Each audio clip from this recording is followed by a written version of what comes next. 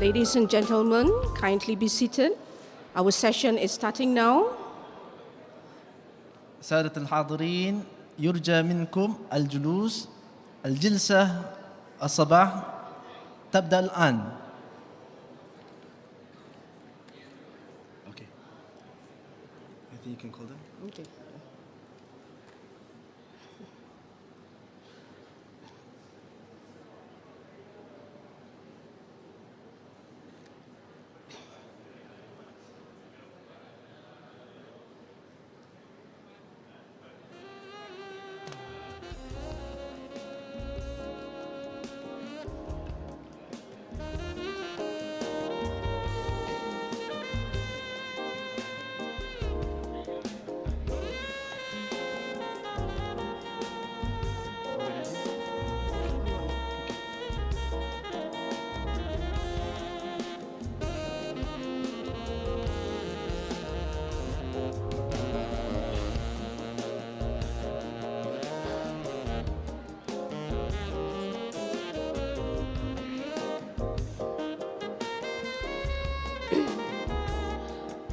Ladies and gentlemen, we will start. The conference now invites our distinguished panelists, Datuk Sri Muhammad Hishamuddin Mat Yunus, and Emeritus Professor, Datuk Dr. Shad Salim Faruqi. Please, sirs, you are invited to the stage. This session will be moderated by the Honorable Datuk Nik Hashuddin Yusof.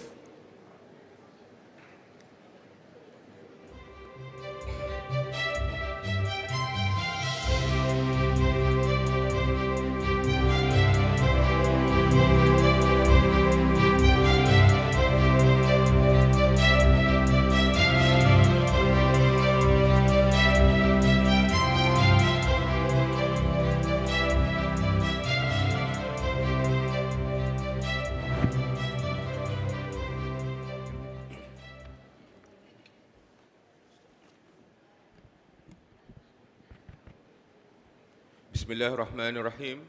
Assalamualaikum warahmatullahi ta'ala wabarakatuh. Welcome to the first session of the World Conference on Islamic Thoughts and Civilization. And I think we are honored to kick off the discussion this morning on the topic of integrity and good governance. Ladies and gentlemen, before I introduce the panelists and allow them to share their thoughts, let me bring you back to the era of Khalifah Umar al-Khattab, the second Khalif of the Muslimin. I'm sure you know that Khalifah Umar is one of the Khalifah who was very particular about performing his duties as Khalifah and ensuring that all his actions and all his decisions were fair to the Muslims.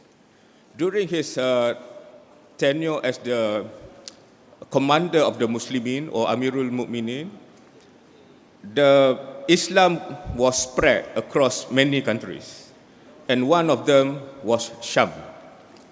And because of the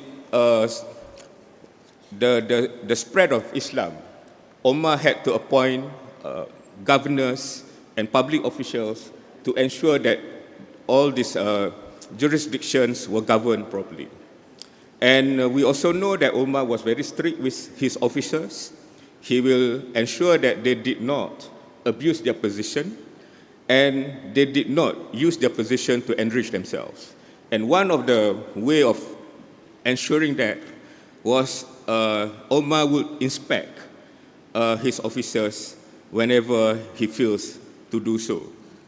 And I would like to bring you to a short episode where Omar went to Sham. And at that point of time, the governor of Sham was Abu Ubaidah al-Jarrah. When Omar was there, he requested Abu Ubaidah to show him his house. And before Abu Ubaidah brought him to his house, Abu Ubaidah warned Omar. He said, Omar, if you see my house, you will cry. But nevertheless, Omar, as the Khalifah, was persistent, and Abu Ubaidah showed Omar his house. And Omar cried because even if it could be called a house. It was a very small house where Abu Ubaidah, as the governor of Sham, a state that was bordering Rome, the Rome Empire, only had his sword and few staff to cook his food. So he lived as a poor caliph, he lived as a poor governor, and truly Omar cried. I'm sure you have heard about this story, but the way I'm presenting to you, especially from the Islamic perspective, is who were the two individuals that were involved in the story. I'm sure you know that Rasulullah SAW, our prophet, had mentioned that among the 10 of his companions that was promised heaven, Jannah, were Umar ibn al-Khattab, as well as Abu Ubaidah al-Jarrah. And Rasulullah SAW even recognized Abu Ubaidah as the Amin of the Ummah, as the most trusted person of the Muslimin. But when it comes to integrity, when it comes to good governance, when it comes to the process of ensuring integrity and good governance, Omar did not exempt another person who was promised paradise from his process, from his scrutiny, and from his and to ensure that the position that was held by any of his officers were not abused and were not used to enrich themselves.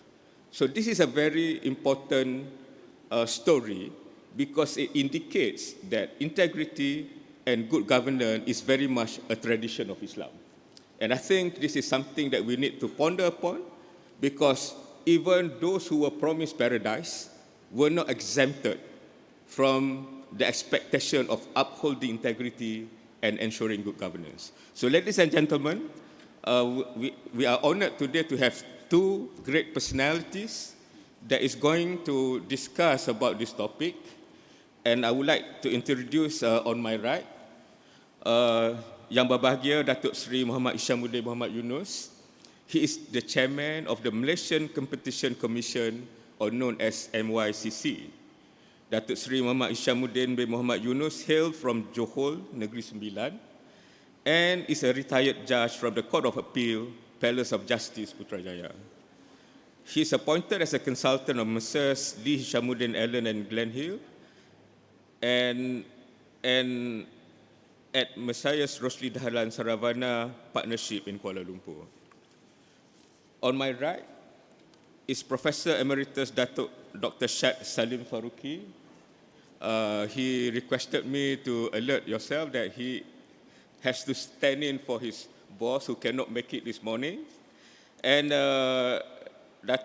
Professor Emeritus Dr. Shad is a holder of the Tunku Abdul Rahman Chair at University Malaya. And during his short briefing to me today, he described himself as God-loving and wife-caring. So ladies and gentlemen, without further ado, I would like to invite Yang Berbahagia Datuk Seri Hishamuddin to present his thought on this topic. The floor is yours, Datuk Seri.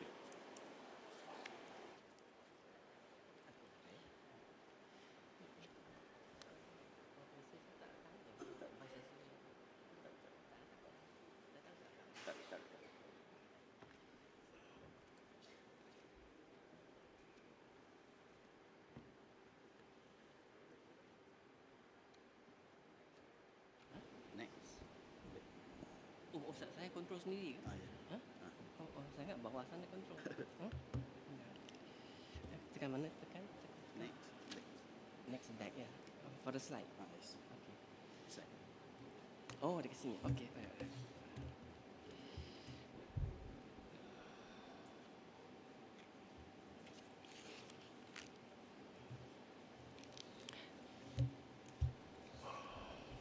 Thank you, moderator Datuk Ni Hashuddin.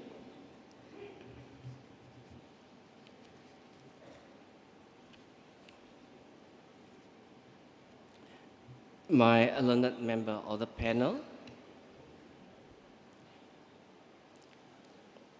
Professor Emeritus Datuk Syad Faruqi,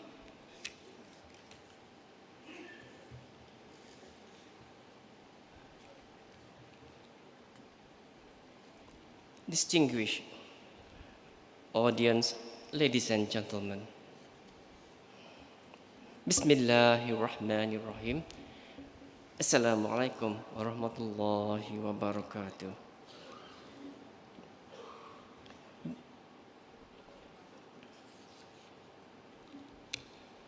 Distinguished audience, ladies and gentlemen, salam sejahtera and good morning. My sincere appreciation to the organizers for inviting me to speak at the World Conference on Islamic Thought and Civilization, WCIT 2022, on integrity and good governance.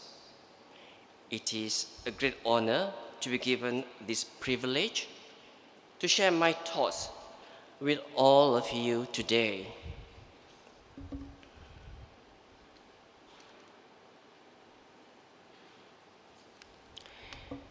I start with this quote: "No loss is more deplorable than the loss of a conscience, a sense of right and wrong."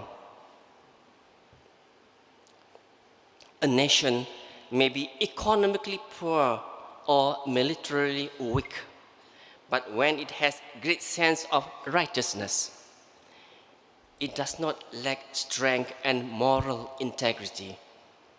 On the other hand, a country may possess all the wealth in the world, but when it is affected by moral depravity, it is a miserable country and the people suffer.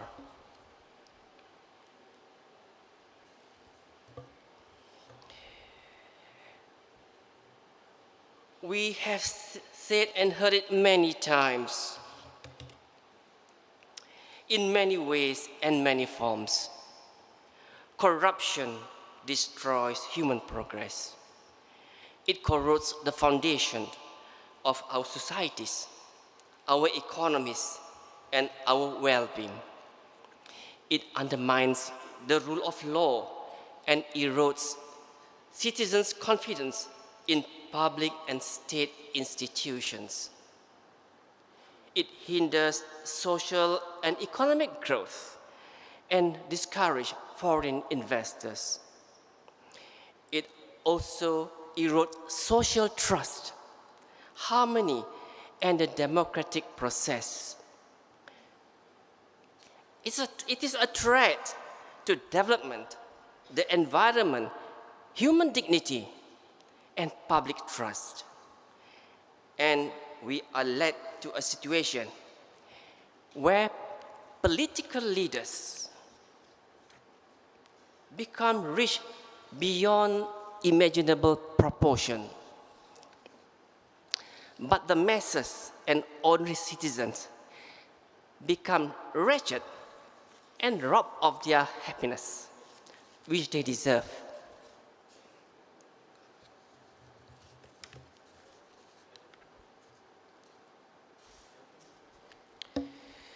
In recent years, Malaysia has been thrust into the spotlight for corruption and poor governance practices and numerous mega scandals involving high-profile personalities and huge sums of public funds. The scandal surrounding our State Development Fund 1MDB has gripped and rocked our countries for years, sparking investigations and court proceedings both locally and abroad, in the United States and several other countries.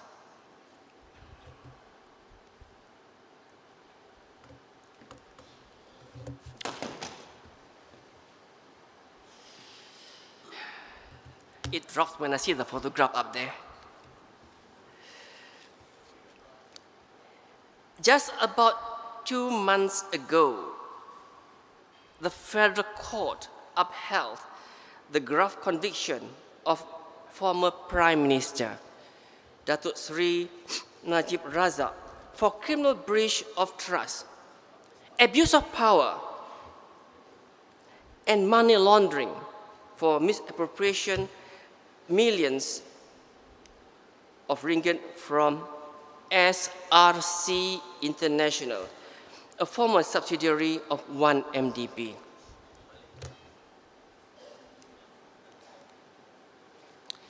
Recently, the public attention of the nation has been dominated by yet another multi-billion ringgit scandal, this time involving the latest defense procurement for the RM 9 billion Royal Mission Navy's Littoral Combat Ship project, a 10-year contract from October 2013 to October 2023.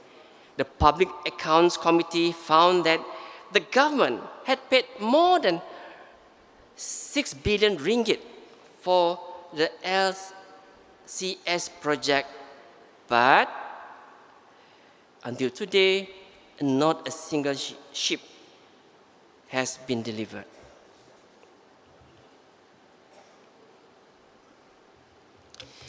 This year, it was reported that Malaysia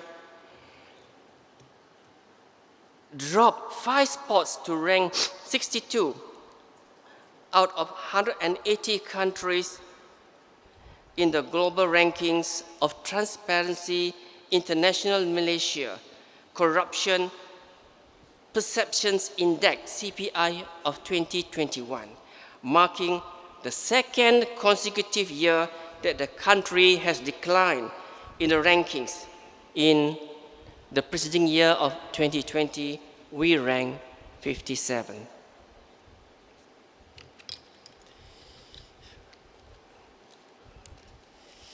Uh-oh.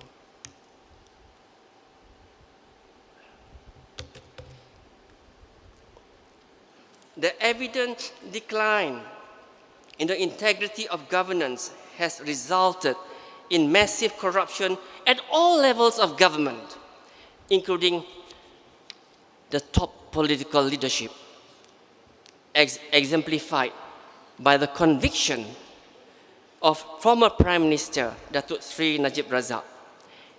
As we speak, several high-profile cases are before the deliberation of our courts, including that of the former Deputy Prime Minister Datuk Sri Dr.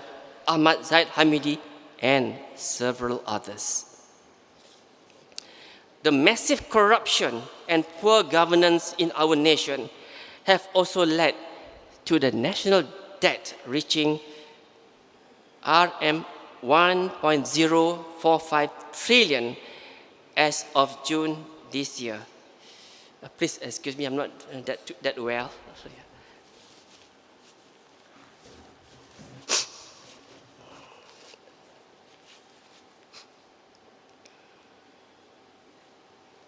According to a research institute, EMIR, Malaysia suffers losses to close to 1 trillion ringgit within 25 years to corrupt practices, as well as leakage in the country's management.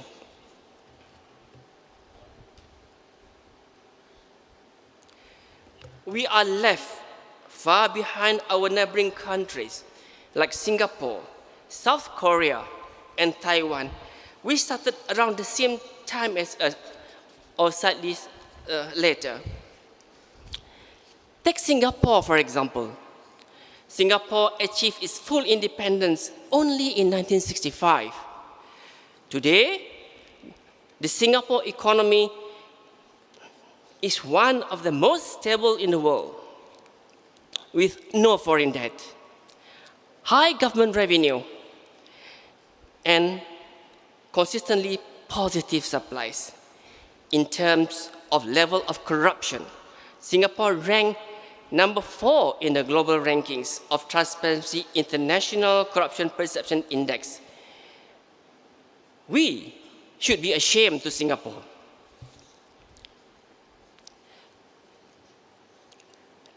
Looking east, South Korea only began building up after the end of the Korean War in 1953. Today, by nominal GDP, it has the 4th largest economy in Asia and the 10th largest in the world. South Korea is notable for its emergence of economic development from an underdeveloped nation to a developed, high-income country in a few generations.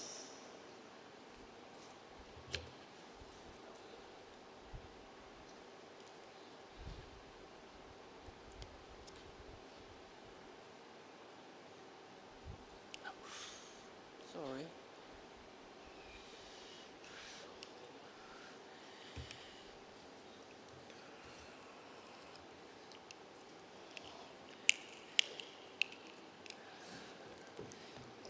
Let's try.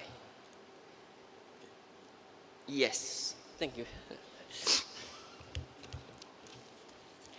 Malaysia is supposed to be an Islamic country in the sense that 60% of its population are Muslims. Yet, due to the loss of integrity and poor governance,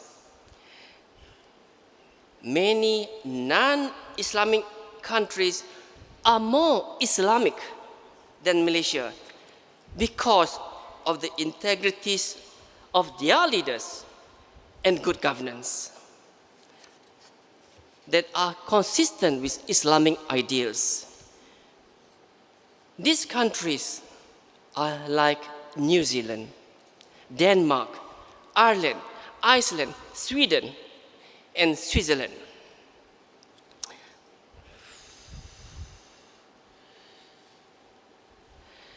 Ladies and gentlemen, as we pause to reflect, Malaysia has come a long way since independence in 1957, achieving levels of development, peace, and progress that have once been the envy of the region, albeit far greater achievements and progress would have been charted if good governance and a principle-based model are upheld.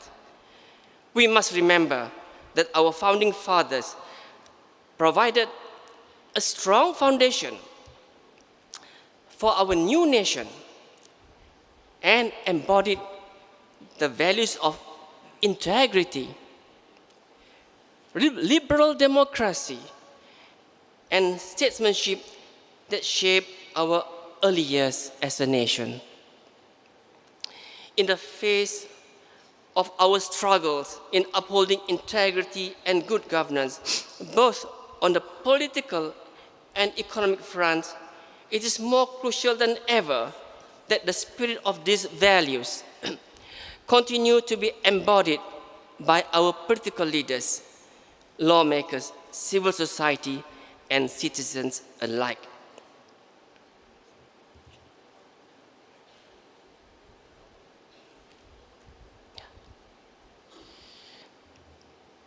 How and why did we go astray so far away from the correct path set by our forefathers? Malaysia must not lose her conscience. There is hope that Malaysia can reset and correct the wrong turn we have taken in governance, deviating from the principles of our founding fathers have entrenched in the Malaysian Constitution and the Rukun Negara. Constitutional monarchy, parliamentary democracy, separation of powers, rule of law, good governance, public integrity, respect for human rights, and national unity, among others. These principles set out in the Malaysian Constitution and the Rukun Negara are the formula for success for Malaysia to be a successful nation, while deviation from them will see Malaysia end up as a failed state.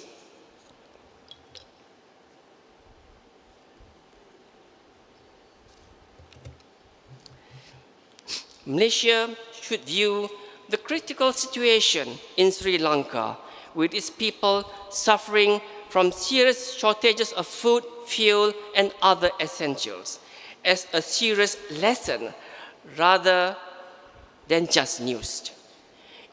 It is about ensuring that corruption is nipped and not allowed to run rampant. What happened to Sri Lanka can happen in any country where corruption is rife, and therefore it should be closely heeded by all stakeholders. Ladies and gentlemen, integrity and good governance are crucial. They are the foundation and precondition of success. No country can ever graduate to become a high-income nation without first improving governance, eliminating corruption, and promoting integrity in every sector.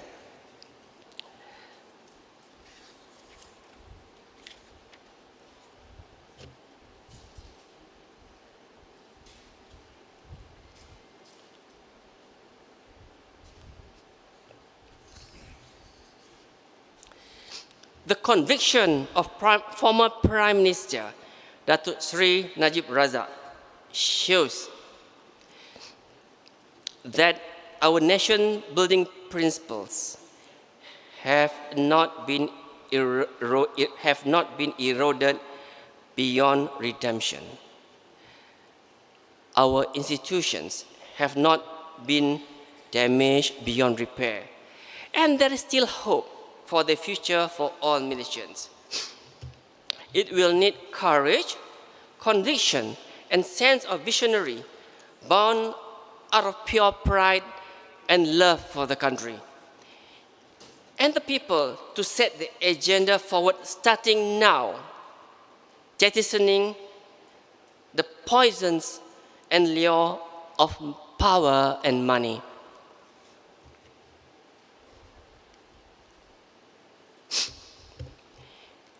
We must take every opportunity to elect good and honest leaders, persons of integrity, who practices good governance, which will ensure our nation remains sovereign, dignified, and independent. We must choose responsible leaders who will serve the rakyat and put the interests of the people first. We should be thorough and meticulous in choosing the right candidates of caliber. We should cast our vote based on integrity, honesty, and competence. We must not choose leaders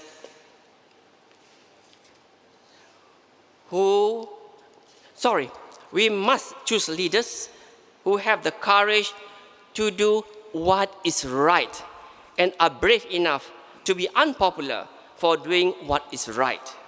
We must not repeat the mistake of the past in choosing our leaders. It is time for a new era of governance that is based on justice, integrity, accountability, transparency, rule of law, and respect for human rights. We must wake up and move away from the practice of cash is king and politics that is devoid of ethics and morality.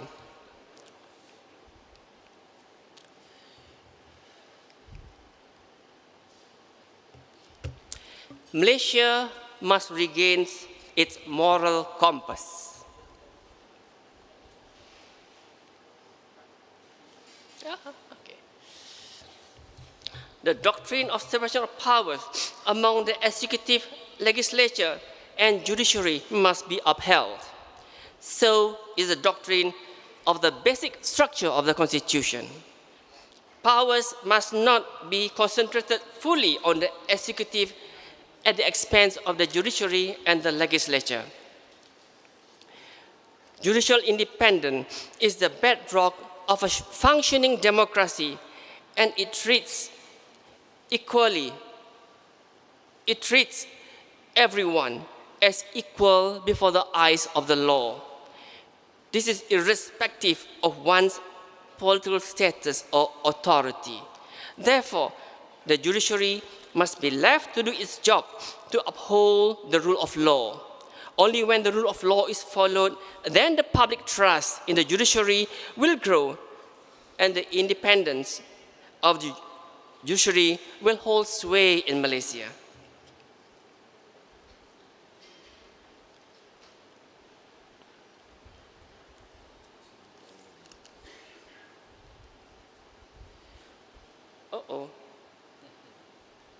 Right. The SRC international case raised a lot of suspicions that the judiciary would be influenced by the political class in the case. But the result is an affirmation of the leadership of the judiciary at all levels, from the High Court to the Court of Appeal and to the Federal Court. It has sent a strong and powerful message that our justice system is credible, not influenced by the fear of anyone, and most importantly, no one is above the law.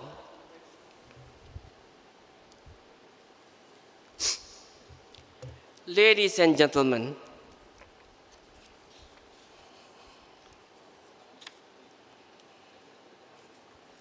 and civil servants, they are present today in this hall. An honest, effective, and courageous civil service is critical to good governance and economic development, a critical pillar to reducing corruption. An efficient administration is one that values integrity and incorruptibility, one which prides itself on living its core values of integrity and good governance. Civil servants are the foundation of good democracy. Civil servants owe a duty to do the right thing for the nation and not blindly follow orders. They cannot be held to ransom by the higher-ups. Or rather, they shouldn't allow themselves to be held to ransom by the higher-ups. They must remember their pledge of allegiance to the country, obeying the federal constitution and the rule of law, and at the same time perform their duties to the highest professional standard and integrity. They should be courageous to say no to superiors if they are instructed to carry out a wrongful act. Civil servants are reminded that whenever they are a party to any wrongdoings by the superior officers or ministers, it is no defense in law that they acted on orders from superiors or ministers. Financial scandals in this country could have been avoided only if civil servants have the courage to refuse to carry out unlawful or suspicious instructions. Malaysia has all the necessary attributes to successfully make her next leap. But navigating the next stage of development will require bold measures and tough reforms to promote good governance and integrity at all levels of government and society. Ladies and gentlemen, I would like to end my speech by quoting an excerpt by a recent royal address by Duli Yang Maha Mulia Paduka Sri Sultan Perak Darul Rizwan Sultan Nazrin Muizuddin Shah. Quote, Islam bukan sekadar percakapan dan retorik. Slogan yang dilaungkan atau spanduk yang dipaparkan di setiap bangunan. Islam bukan bahan untuk didagangkan secara berjanji, secara memberi harapan, dijajakan atau dijadikan alat menghalalkan cara bagi mencapai tujuan duniawi. Islam wajib dibuktikan melalui kehidupan yang nyata. Masyarakat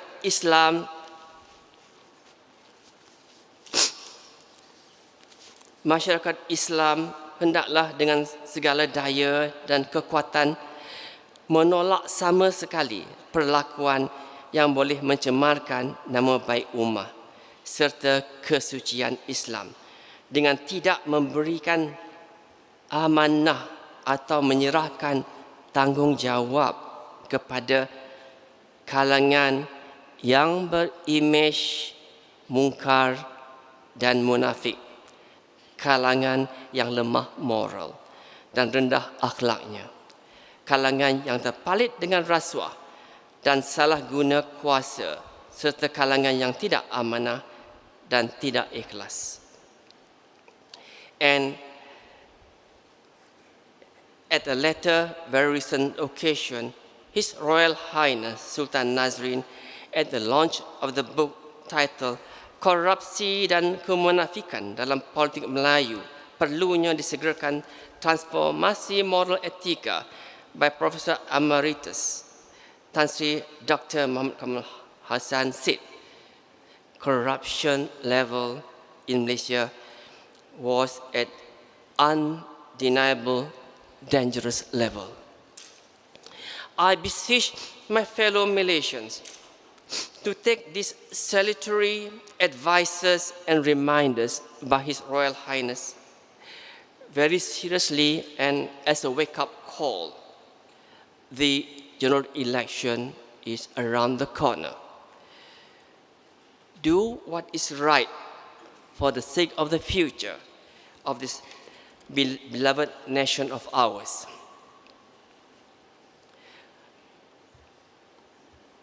Wabillahi taufiq wal hidayah.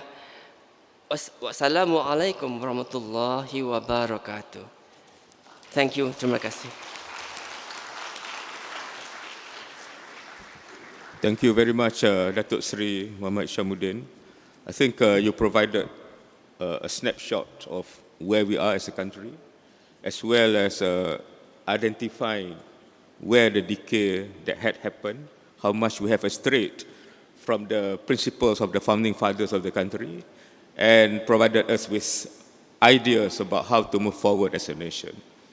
So I would like then to invite the next speaker, Professor Emeritus Shad Faruqi, to share your presentation. Thank you.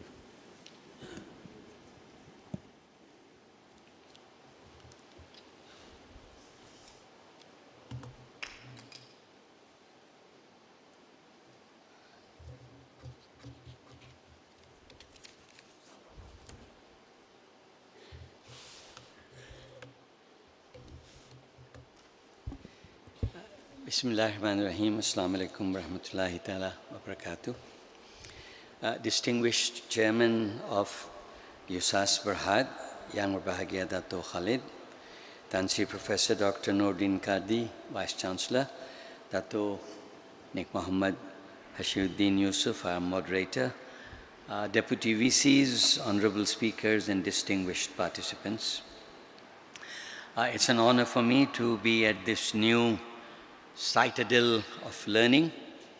I hope that USAS will not only be the mirror to reflect the light produced by people of wisdom from the past, but that this university will in time become a source of new illumination, inshallah.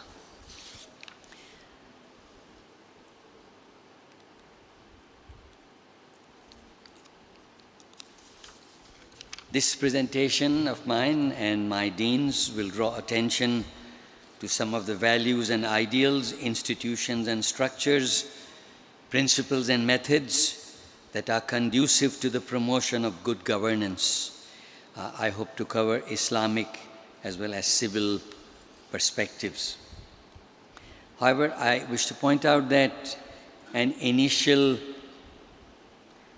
conceptual challenge is that the concept of governance or good governance has no agreed definition. A further problem is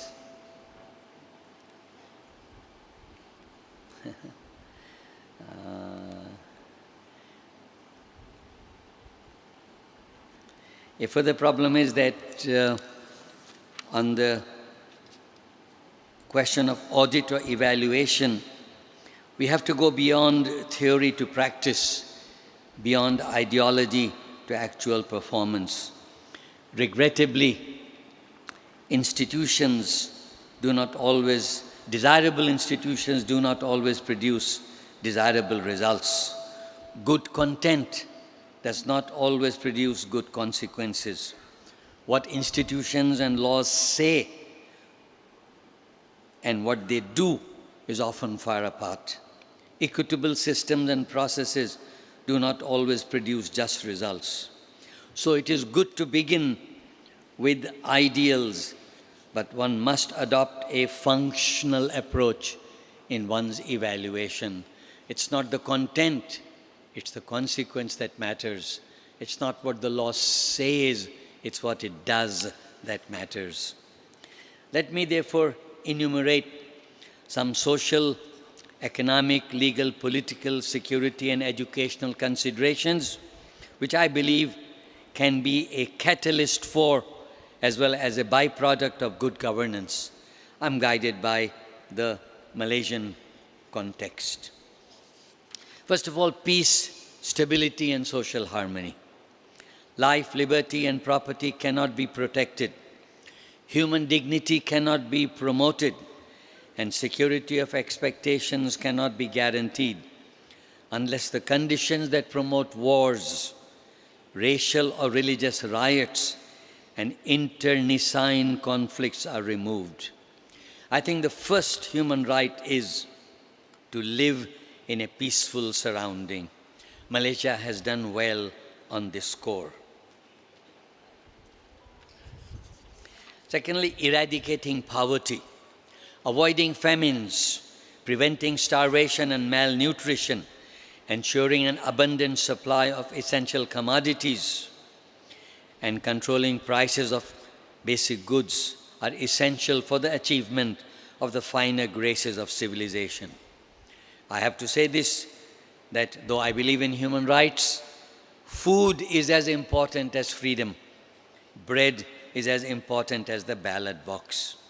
Till the COVID pandemic of 2020, Malaysia scored highly on its poverty eradication index. Third, equality of opportunity. All persons should be equal before the law and entitled to the equal protection of the law. Having said that, it must be observed that the grant of equality on paper is not enough. Equality must be a functional reality and not a mere legal theory. All societies, East and West, North and South, have hierarchies, unjust structures, and unequal distribution of resources and wealth. Laws and policies must combat this reality. However,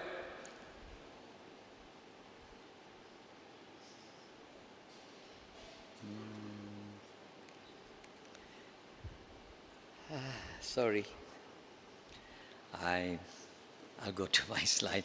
However, state assistance must be with opportunities and not with handouts.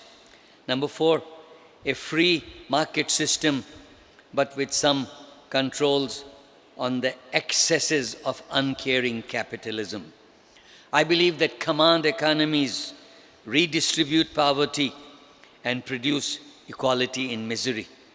An open market economy with rewards for entrepreneurship and yet some controls on the excesses of capitalism provides the right balance between growth and social justice.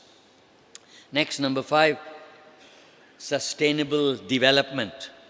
Nothing is limitless, and it is good governance to nourish and sustain the cycles of life and to give back to nature what we got from it. Connected with the above is the rights of future generations. The great philosopher John Rawls says that there should be a just savings principle to require mandatory preservation of certain amount of capital accumulation to safeguard the rights of future generations. This is the concept of intergenerational justice. Human rights should belong not only to you and me, but also to our children and to our children's children. Next one, controlling corruption. Dr. Hishamuddin spoke eloquently about it. I'll just touch upon it. In every society, east or west, a large percentage of national expenditure is swallowed up by corrupt practices. And sadly, Malaysia has much to do on this challenge that confronts all sectors of our society. I have to say this, things were not always like this, but they have become bad now, and surely we need to do something about it. An impartial and efficient system of investigation and prosecution through a constitutionally protected integrity commission, or by whatever name it is called, should be put in place. However, a downstream consequential challenge will be who will watch the watchmen. I think we had some problems here where the Anti-Corruption Commission itself was subjected to criticism. I think to expose corruption, citizens should have a right to information. We need such an act to replace the Official Secrets Act.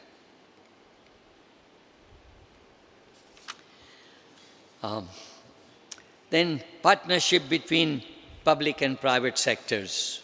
In my view, governments are not suited to lead competitive business enterprises. Harnessing the power of the private sector and encouraging private enterprise has been a commendable policy in Malaysia.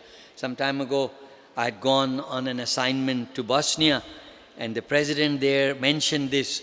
He said, Malaysia has used the economy to promote national harmony. In other words, the public sector and the private sector had a workable relationship. Then, protection of workers. Substantive and procedural laws must give workers dignity and social protection. For example, adequate minimum wages. In the private sector, in my view, workers must be given an economic stake in the companies they work for. Medical health. Though Malaysia has done fairly well in providing subsidized health care to its citizens, the trend is sadly to the contrary. Our public health care expenditure must be raised from the present 2.5% of GDP to the international standard of 5%.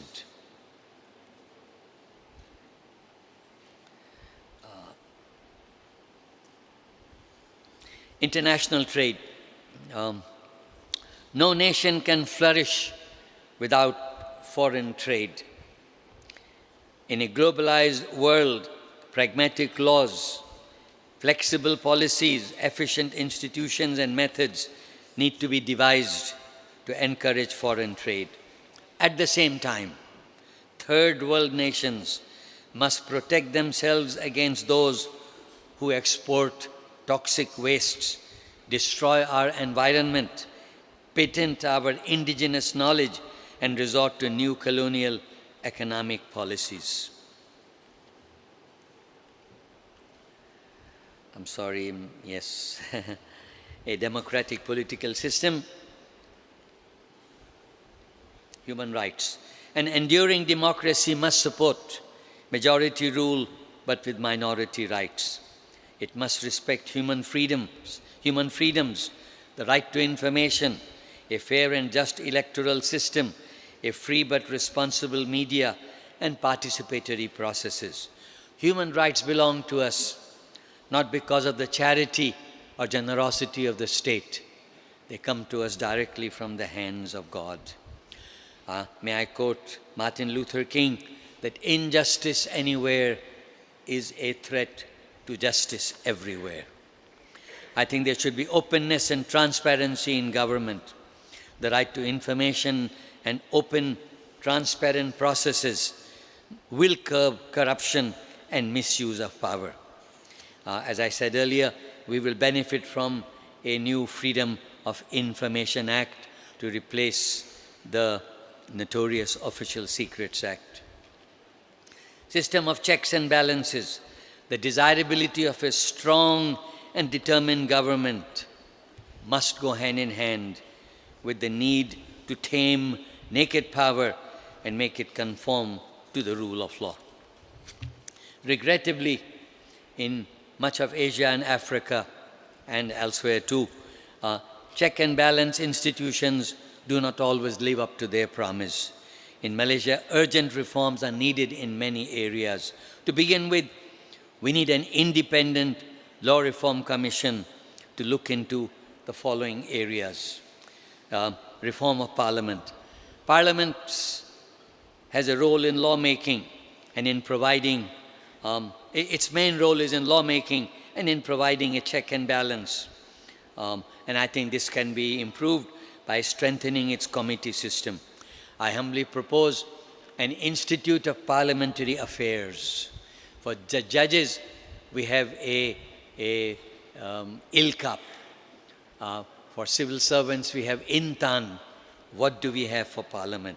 I think we need an Institute of Parliamentary Affairs to train MPs for greater institutional efficacy. The electoral process needs a thorough review. Local government elections need restoration. The Judicial Appointments Commission recommendation should be binding on the PM. Access to justice needs to be improved. The Attorney General and the Public Prosecutor must be separated. The Attorney General is the Chief Advisor of the government. At the same time, he is also the Chief Public Prosecutor under Article 145. And I think the two roles are in conflict whenever cabinet ministers have to be prosecuted. The judicial and legal service should be separated. There should be a separate judicial service and a separate legal service. The Anti-Corruption Commission should be constitutionalized, not just in an act of parliament, but in the Constitution. It should be made independent from executive control. In the matter of the police, the recommendation of the 205 Royal Commission of Inquiry on an independent police complaints and misconduct commission should be implemented. The government must address issues like smuggling, human trafficking, and establish the facts behind the Wang Kalian migrant death camps. We have a Biro Pengaduan Awam. I think it should be converted to an independent ombudsman system. Top appointments, executive appointments to GLCs, government-linked companies, quasi-national government organizations and statutory bodies should be subject to parliamentary approval as in the US Congress. Civil and political rights like free speech need strengthening, no doubt. There should be a right to information. Also, greater attention needs to be paid to socio-economic and development rights, poverty alleviation, and environmental protection. Predatory development policies need to give way to sustainable development and the rights of future generations. In the matter of Sabah Sarawak, their rights under the 1963 agreements need restoration.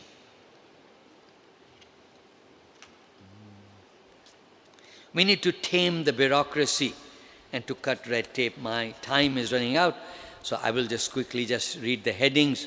We need to unshackle the statutory bodies, GLCs and Quangos. In administrative law, the idea of setting up a statutory body is to create a balance between social responsibility and innovativeness and initiative.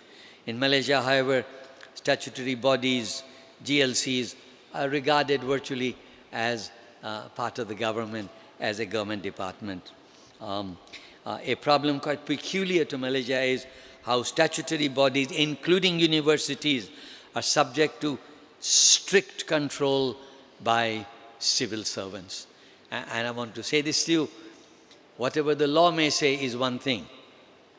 What's much more important functionally is what the pakililing from the ministry says. The general order, the circular, the directive, the scheme. Actually, many of these directives, schemes, circulars are ultra viris, our laws. For example, for universities, we have Universities and University Colleges Act, which gives independence and autonomy in many areas to our governing councils, by whatever name they are called, board of directors.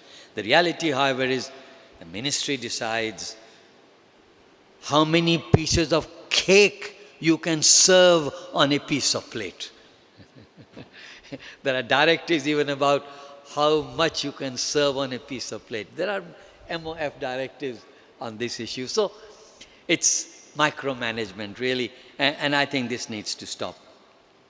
Developing human capital. Government must recognize that a successful knowledge-based economy needs large public and private investment for developing human capital through education, training, and research. Then, good leadership. Good governance requires leaders who are prepared to take risks, lead, inspire, cajole, and go where even angels fear to tread. Now, this is a dilemma of democracy. Should leaders mold public opinion or should they follow public opinion?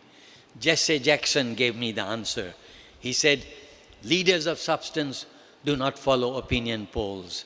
They mold opinion not with guns or dollars or position, but with the power of their souls. I wish to take about 10 minutes, Dato, on Islam and good governance. Now, in my humble view, Islamic political theory is replete with principles and institutions which support the idea of answerability and accountability of public authorities to the law. The Holy Quran commands the Muslim ruler to render back his trust to those to whom they are due. This is Surah Al-Nisa. The Holy Quran requires that we must promote all that is ma'roof and prohibit all that is munkar. This is Surah Al-Hajj.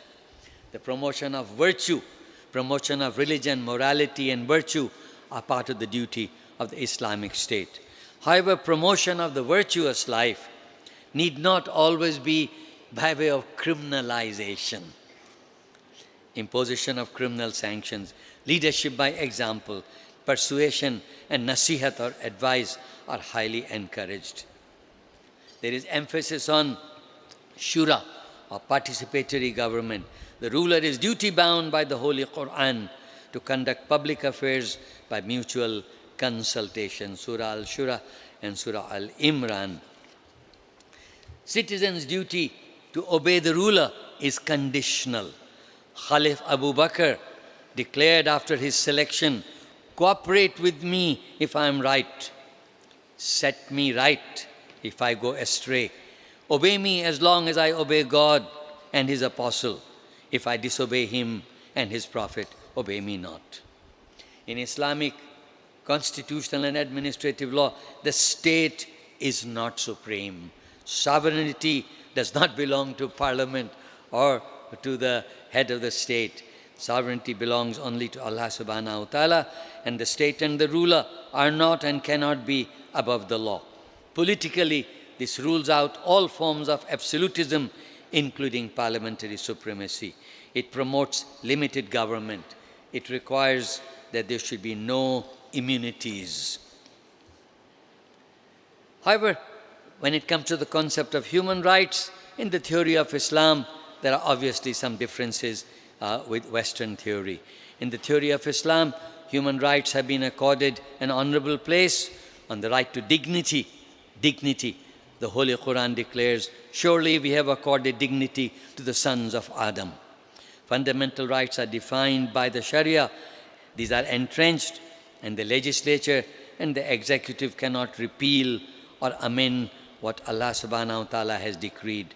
At the farewell sermon at Arafah, Prophet Muhammad said, your lives, your property, and your honor are as sacred as this day of the Hajj. However, the Islamic concept of human rights differs significantly from Western formulations in several aspects. Rights go hand in hand with duties.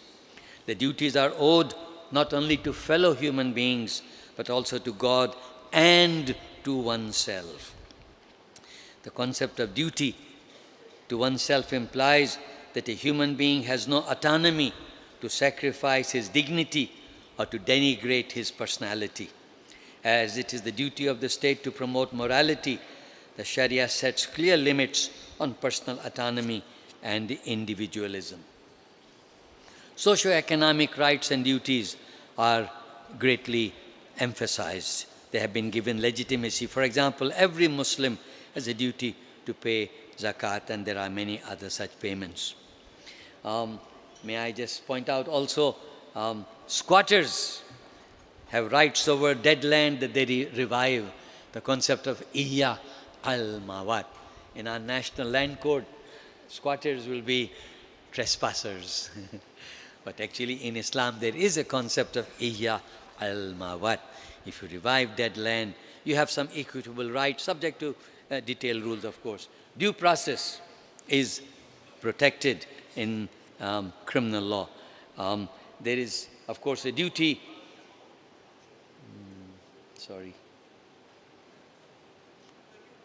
There's a duty to be just. The establishment and enforcement of justice is a duty of the highest order in Islam.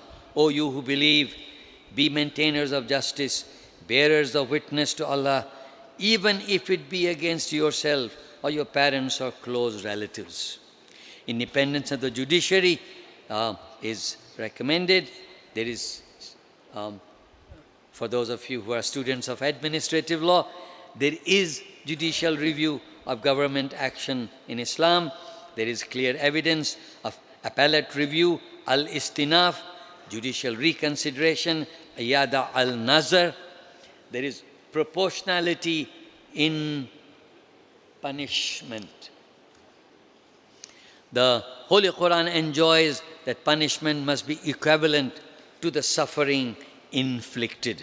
The recompense for an injury is an injury equal thereto. Surah Ash-Shura. This ancient Islamic principle of equivalence is similar to the modern French doctrine of proportionality and the rule of Wednesbury unreasonableness in England. Ombudsman system. I know that the ombudsman system is attributed to the genius of the Scandinavians, but may I point out that during the Caliphate of Hazrat Ali, there was a system of mazalim courts in operation to adjudicate disputes between the citizen and the administration. There is the concept of wasatiya, or moderation and balance. There is the principle of iqtisad, moderation in economics, signifying aversion to both extravagance and niggardliness. There is al-taisir wa raf al-haraj, bringing ease and removing hardship to the people. Averting or removal of hardship from them are highly placed in the hierarchy of Islamic values. There is environmental balance. Everything on earth is a trust to us from Allah subhanahu wa ta'ala. This principle requires environmental responsibility and sustainability, which is in line with modern theories of sustainable development. By way of conclusion, may I say that good governance is a complex calculus of many competing and conflicting challenges of life, and total success is never possible. Nevertheless, Islam and civil law provide us useful blueprints with many commonalities. Our challenge is to make theory come alive, to make laws operate effectively. Thank you very much. Assalamu alaikum warahmatullah.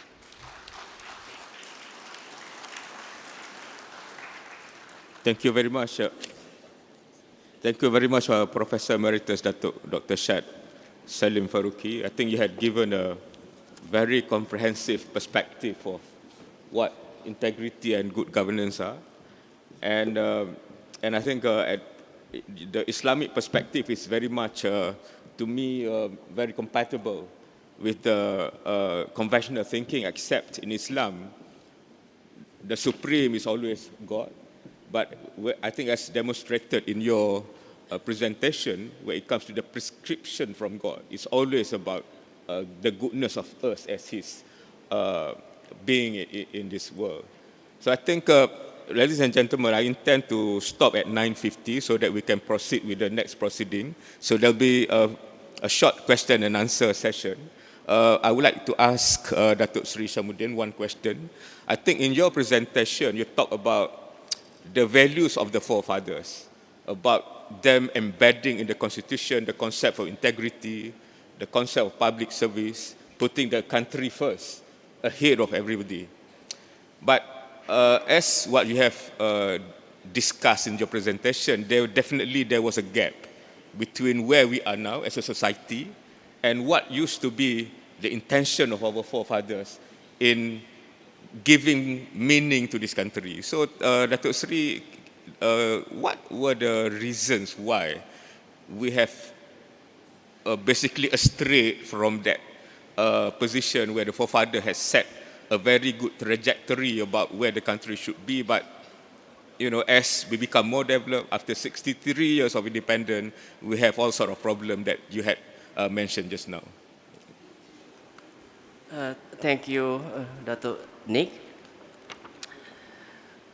There are many factors that contribute to why we have gone astray, many factors, but I'll just touch a few because time is of the essence. First, when we achieved independence, corruption was at a very low level, and there was good governance. Every project is by way of a public tender under the Financial Project Act. Today dah tak ada dah. Today is all direct nego.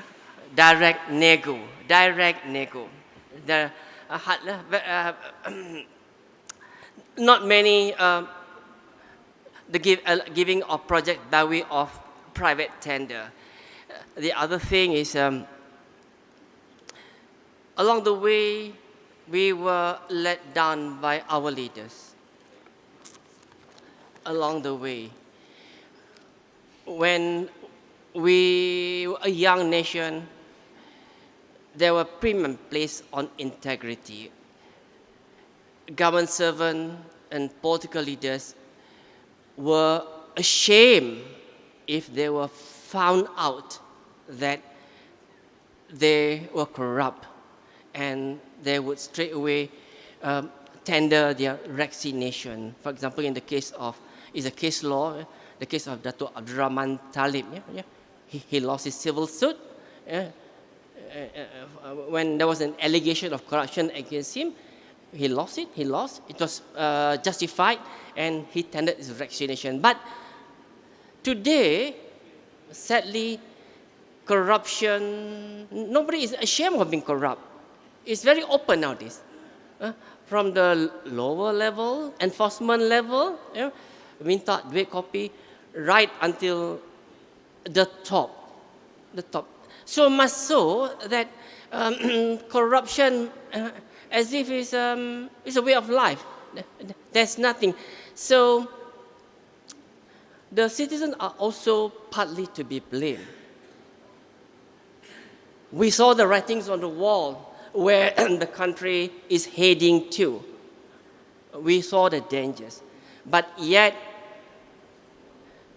in every general election, we elect the same persons whom we know are lacking in integrity. That's another factor is enforcement. I think enforcement must be more robust. Without fear of favor,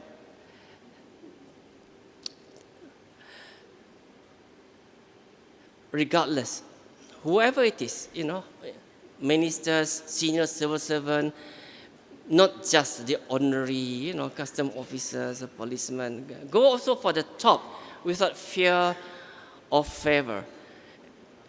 So citizens has a duty to elect their leaders.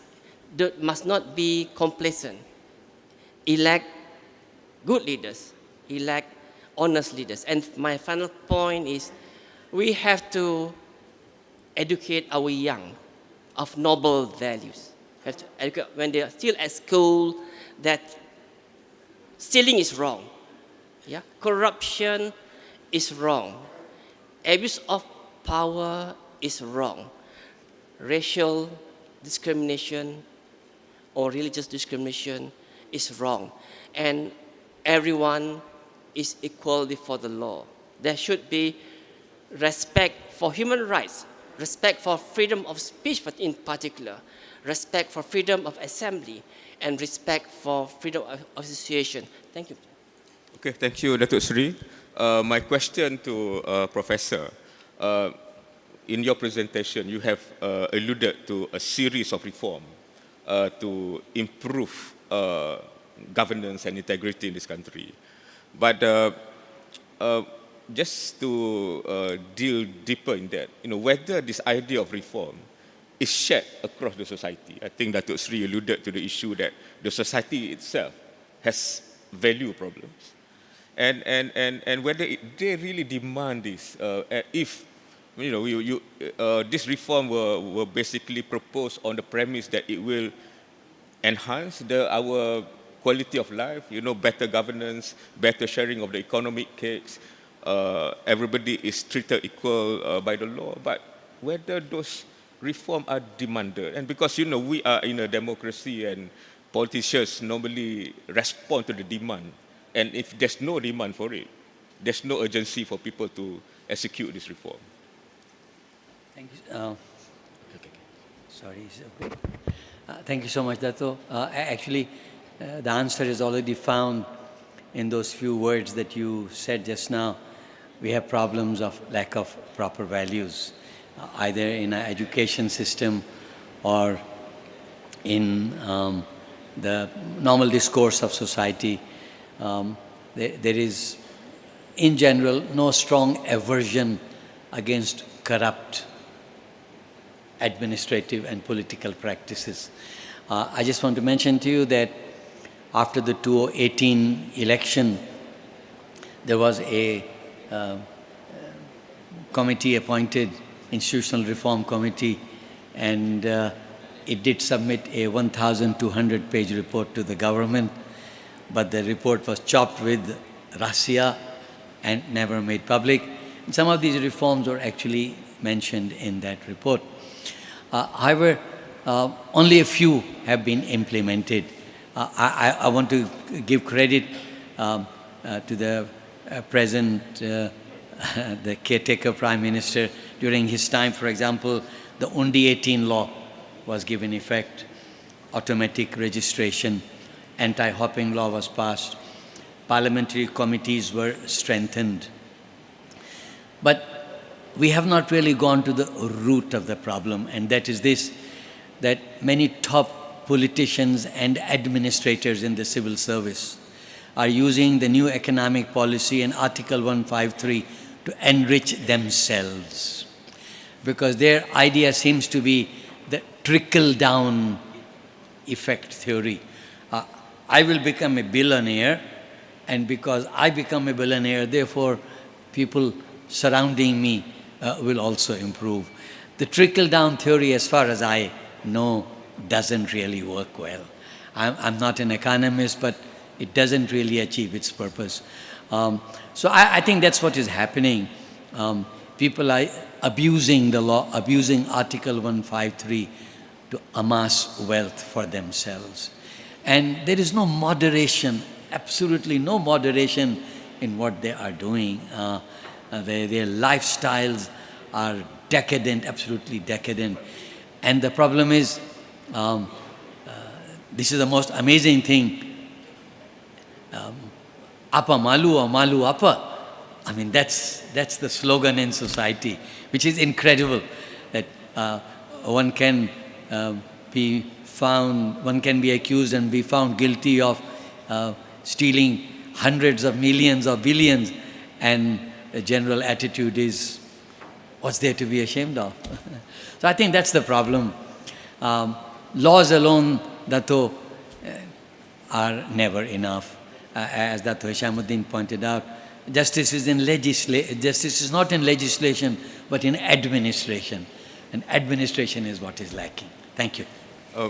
Maybe I have one short question to Datuk Sri.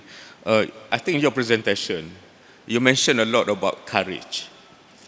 Courage to do what is right. The way I understand your presentation is, all of us know what is right. But whether we are courageous to do that, whether we are courageous to experience the impact of that courageous act. So what are you trying to say when you keep on repeating the word courage in your presentation? I implore members of the audience who are, holding position of trust, civil servant, to have the courage to advise the top management what is right and what is wrong. I speak from my own experience in public service. I was a state legal advisor of Selangor, and I was deputy head of advisory in the Attorney General's chambers. When I know that what the government intends to do is not right, I will tell them that that is not right. Yeah. Although there could be pressure, but there could be unhappy consequences, but you have to do it for the sake of the country. You must have the courage. The nation must come first. Patriotism come first. Yeah. But sometimes, kita nak jaga periuk nasi lah. No. You must have the courage. And I have been attending meetings, EXCO meetings, and and committee meetings in the EPU. Of course, I cannot divulge details of OSA, but I stood my grounds. As always, I stood my grounds, even though at times I am the only person saying no. Yeah. Thank you. Okay, thank you, Datuk Sri. Last question to you, Professor. In the last economic review that was released by the Ministry of Finance, the data that was shared was half of the household have income less than 6,000 ringgit, which did not allow them to spend enough for their livelihood needs. Is that the reason why Malaysians generally are not worried about, and that is 50% of the population. So is that the reason why we are not worried about integrity, justice, governance? Because they are having difficulty in sustaining their livelihood, and they just leave this discussion to people like us today. We talk a lot about it, and it dies just like that. Yeah, that was surely the economic dimension is there, but at the same time, as Dr. Hishamuddin pointed out, the value system is important. Somehow in materialistic capitalist society, the highest value appears to be to amass wealth. I think people have to learn to distinguish between need and greed. Many of us, either in the public service or on the fringes of public service, like in the universities, I know we need to put rice on the plate. But beyond that, are you going to drive a Cadillac? Are you going to drive a big BMW or whatever? To me, personally speaking, that's not important as long as I have transport. So I think some sacrifices are needed, but somehow the modern values of society in the last 50 years have changed drastically. Now it is actually searching for wealth at any expense, in whatever way. I think that's the dominant value. Richness is not only in wealth. Richness is also in many other ways. I remember, I'll just end on that. I remember this nice story. Husband and wife were driving somewhere through a very posh area, and the husband sighed and said, I hope one day we'll be rich. We'll also have a house like this. And the wife tapped him on the shoulder and said, we are rich, just that we don't have money. Okay, ladies and gentlemen, I think the panelists had certainly done us a lot of justice. I think they have discussed this topic honestly, providing us with their critical discussion about the issues. And I think we all know what to do, but whether we have that courage to do so and endure the consequences, I think that's for everybody to ponder upon this. But I would like to quote Datuk Sri Hishamuddin's point of view, that the country should be above everything, and each of us has that responsibility to ensure that we inherit a fair, well-governed country to our grandchildren and theirs. So with that, thank you very much. Assalamualaikum warahmatullahi ta'ala wabarakatuh.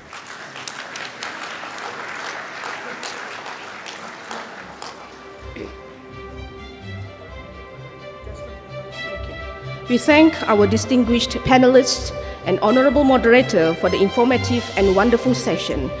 Thank you everyone for your participation. We hope the session gave meaningful facts to all of us. نشكر جميع المقدمين المتحدثين ورئيس الجلسة على تقديم رائع، ونتمنى لجميع إضافة علمية طيبة. Ladies and gentlemen, we will start the next session, which is the Royal Keynote Address and Opening Ceremony by the Royal Highness, the Sultan of Perak Darul Rizwan shortly. We kindly ask for your cooperation to remain seated. For your information, there will be a slight sitting arrangement by the Secretariat. Thank you. لعلمكم يلي هذه الجلسة مجلس الافتتاح من صاحب السمو الملكي سلطان بيرق دار الرضوان، وبعد ذلك هناك تعديل أو تنظيم في بعض الكراسي من أعضاء اللجنة المؤتمر. Okay, there is a short note. Okay, for the owner of the following cars, okay, kindly please remove your vehicle immediately. Okay, there are 4 cars, okay, which are DDA. The plate number is DDA 3055 Ertiga. Number 2, AGX 956 Viva. AKU 8478 Persona, red color. And the last one, VCD 2589 Beza. I repeat, for the owner of the following cars, kindly remove your vehicle immediately. DDA 3055 Ertiga, AGX 956 Viva, AKU 8478 Persona, red color, VCD 2589 Beza. Thank you. حاولوا سيارتكم إلى مكان صحيح.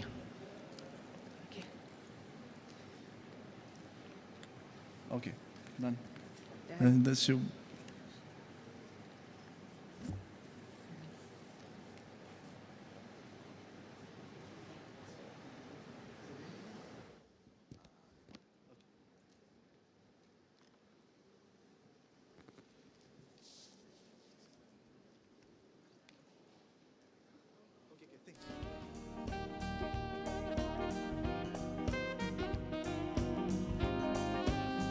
Let us offer a big hand to Professor Dr. Zato Karama Ahmad and Mr. Anwar bin Osman Zainuri. A big hand, ladies and gentlemen, to your MCs for this morning.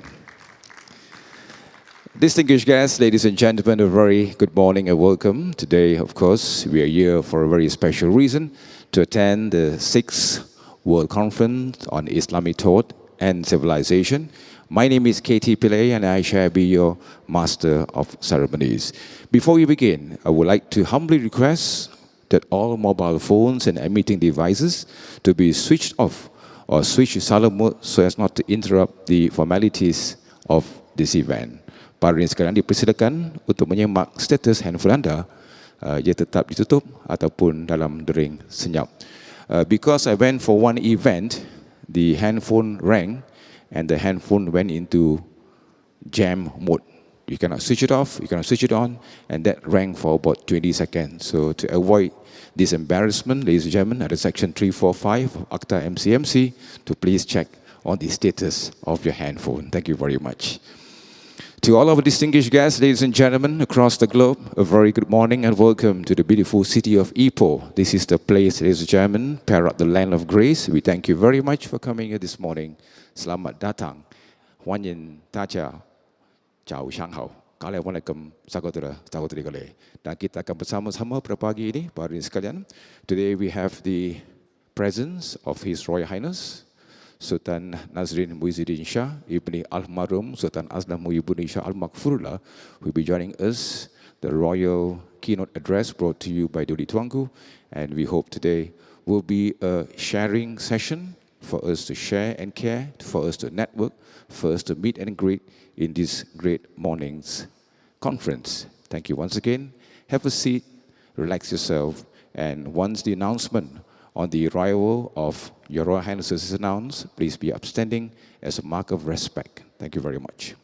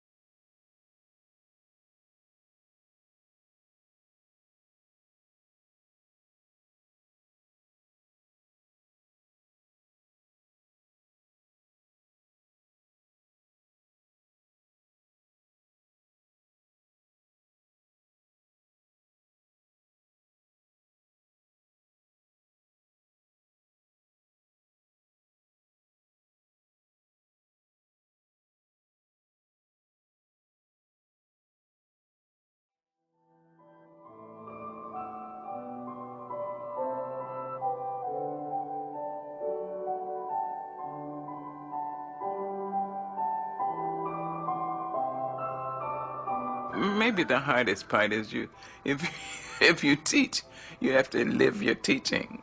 You can't say you do not as I do, but do as I say. No. You have to say, I'm doing my best to live what I teach. I have a painting by Phoebe of a group that she calls Sister Suki's Funeral. And all the women, there are about 9 women, and they all look like women in my grandmother's prayer meeting group.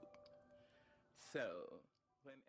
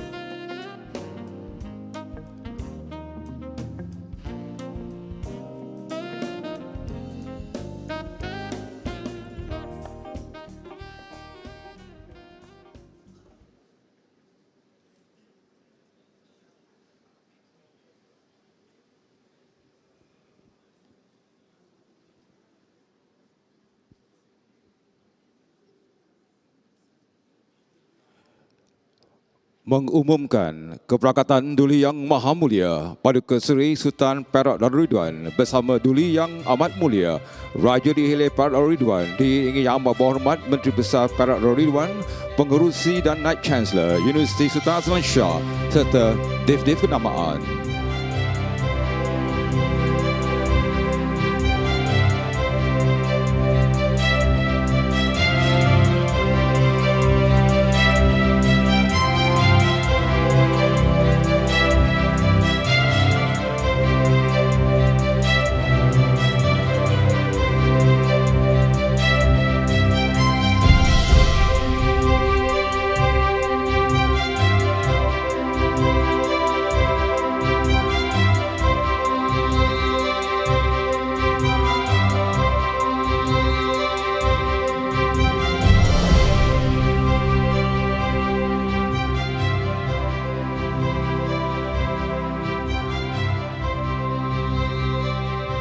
Para hadirin dipersilakan duduk. Please be seated, ladies and gentlemen.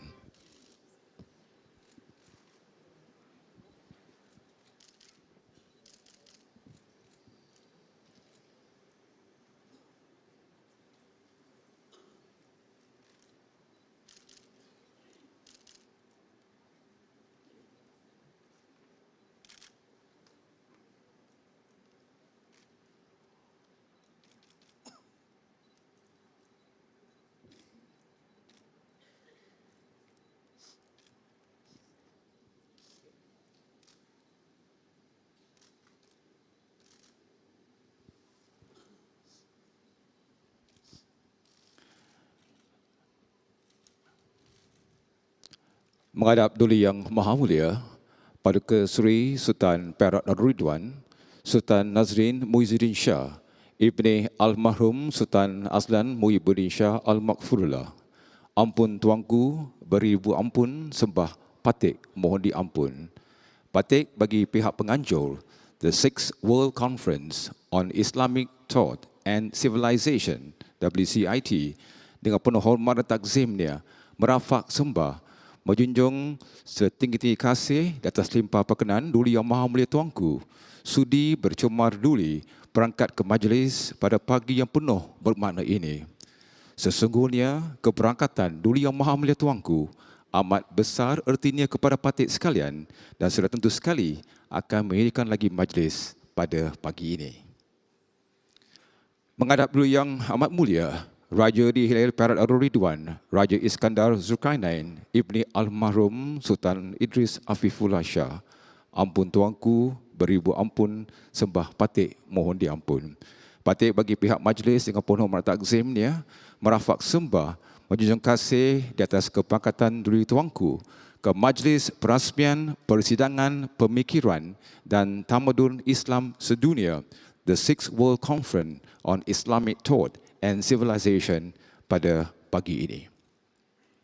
Ampun tuanku, patik mohon limpah perkenan Duli Yang Maha Tuanku untuk patik mengacarkan majlis ini dan turut mengalu-alukan kehadiran tamu yang lain serta meneruskan acara ini dalam bahasa Inggeris.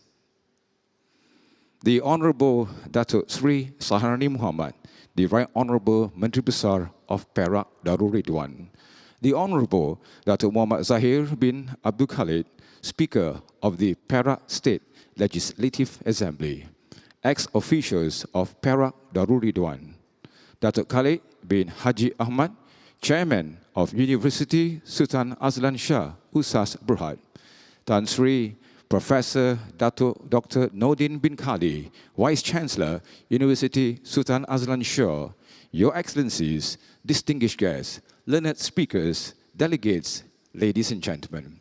First and foremost, we would like to begin this ceremony by thanking Almighty God for allowing us the golden opportunity to gather in this wonderful and meaningful opening ceremony for the 6th World Conference on Islamic Thought and Civilization with the rightful and impactful theme, Sharing Our Humanity.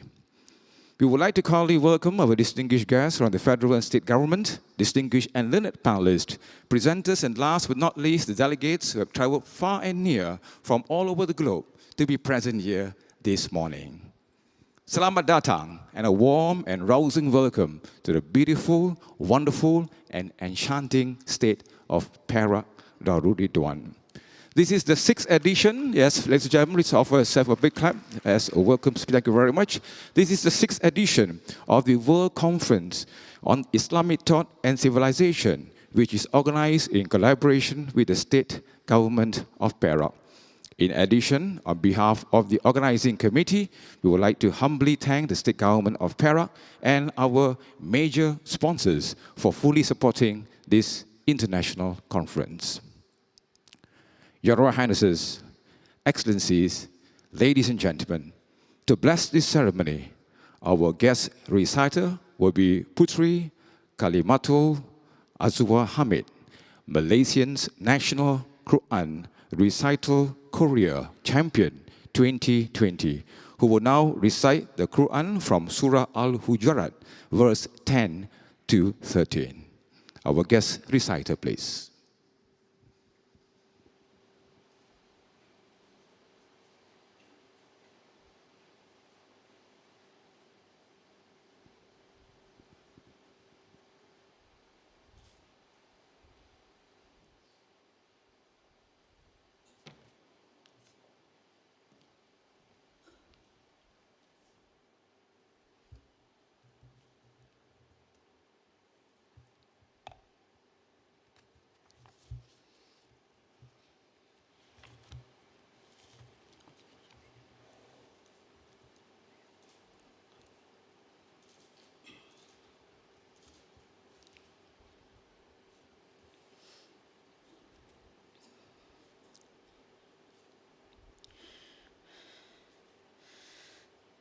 أعوذ بالله من الشيطان الرجيم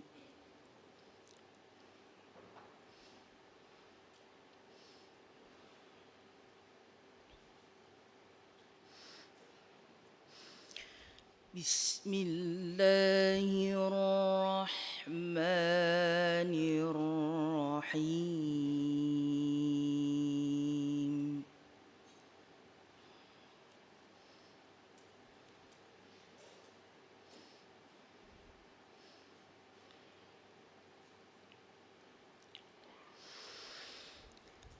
إنما المؤمنون إخوة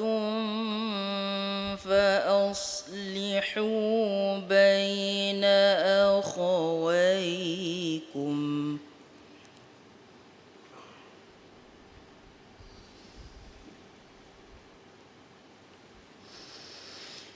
واتقوا الله لعلكم ترحمون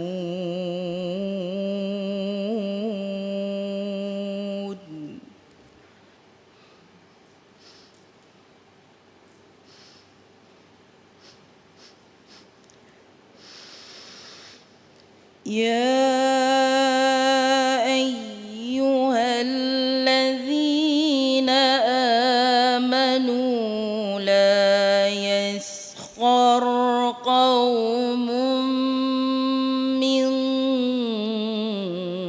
قوم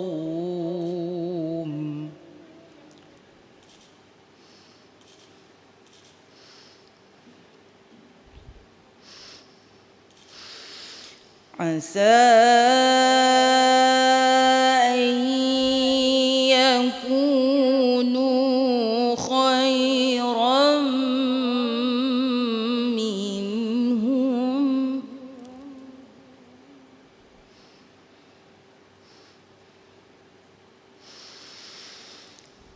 ولا نساء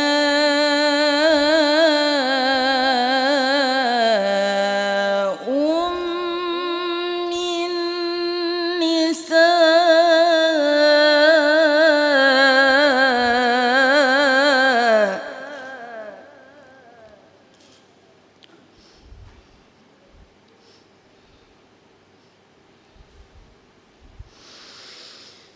عسى أن يكن خيرا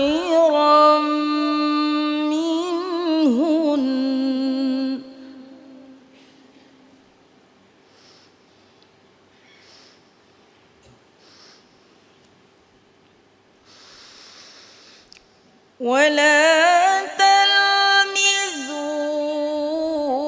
تلمزوا أنفسكم ولا تنابزوا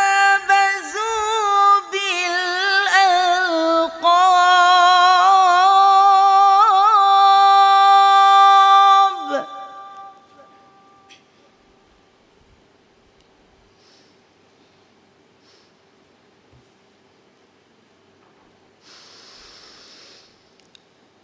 بئس الاسم الفسوق بعد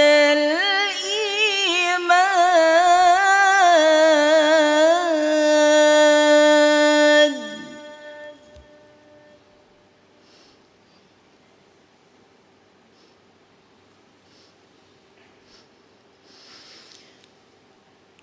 ومن لم يتب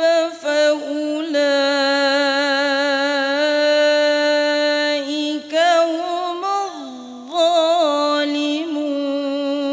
الظالمون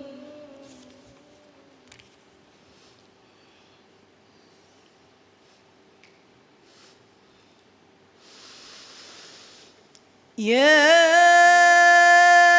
أيها الذين آمنوا اجتنبوا كثيرا من الظن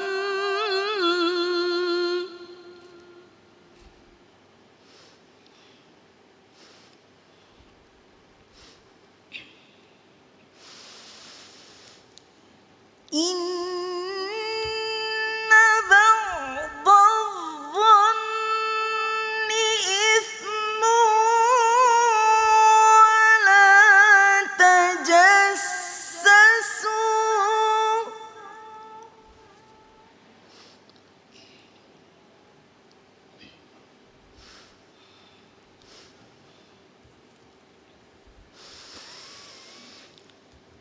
ولا تجسسوا ولا يغتب بعضكم بعضا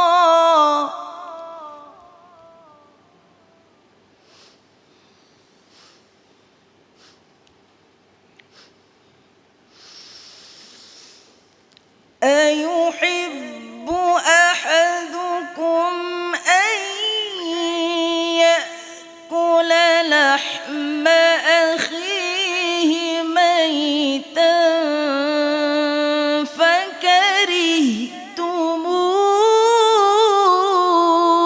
فكرهتموه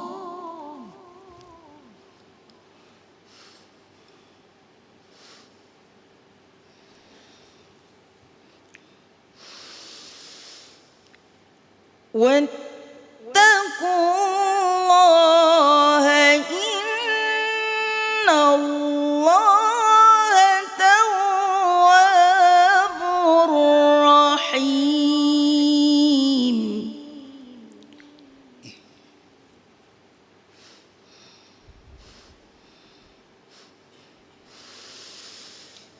يا أيها الناس إنا خلقناكم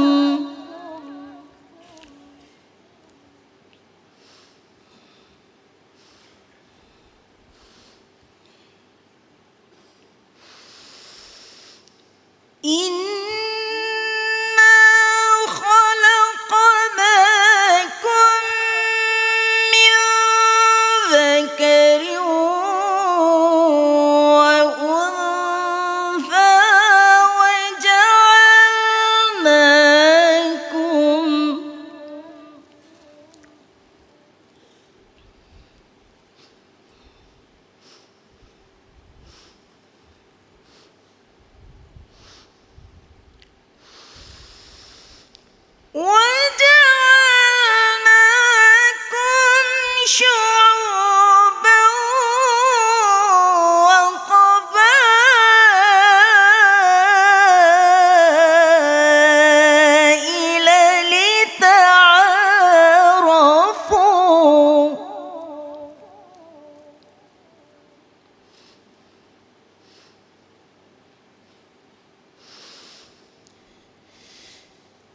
إن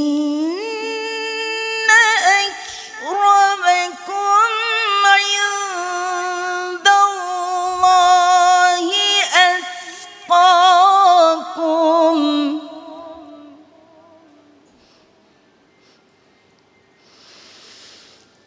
إن الله عليم خبير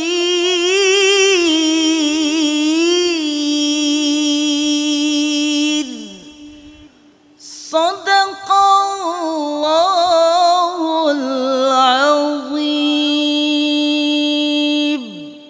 وبالله التوفيق السلام عليكم ورحمة الله وبركاته.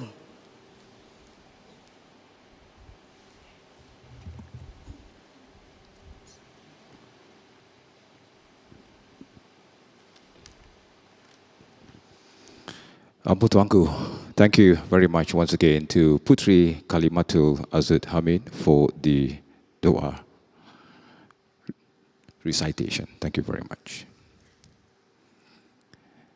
Excellencies, ladies and gentlemen, we've arrived at the highlight of our ceremony today.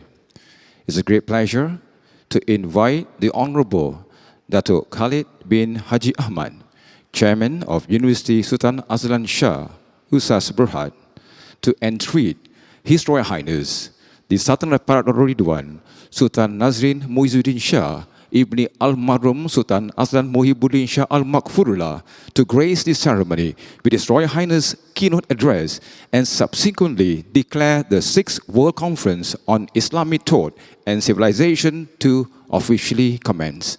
Ampun Tuanku.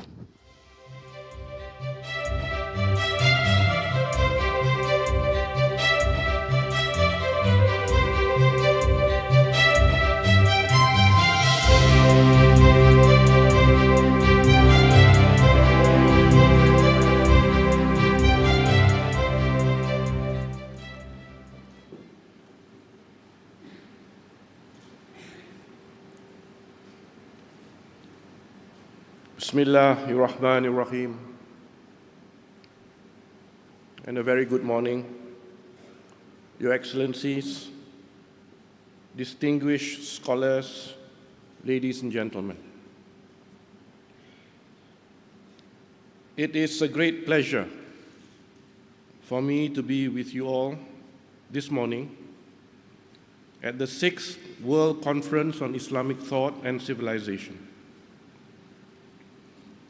hosted by the university which bears the name of my dear father, the 34th Sultan of Perak, Al-Marhum Sultan Azlan Shah. This is a conference which has always held a particularly special place in my heart.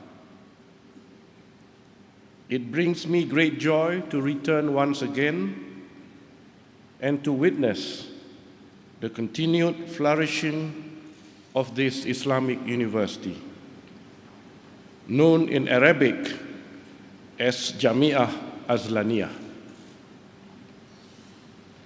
Not least through the hosting of prestigious international conferences such as this one, this institution is growing and thriving in an increasingly global context.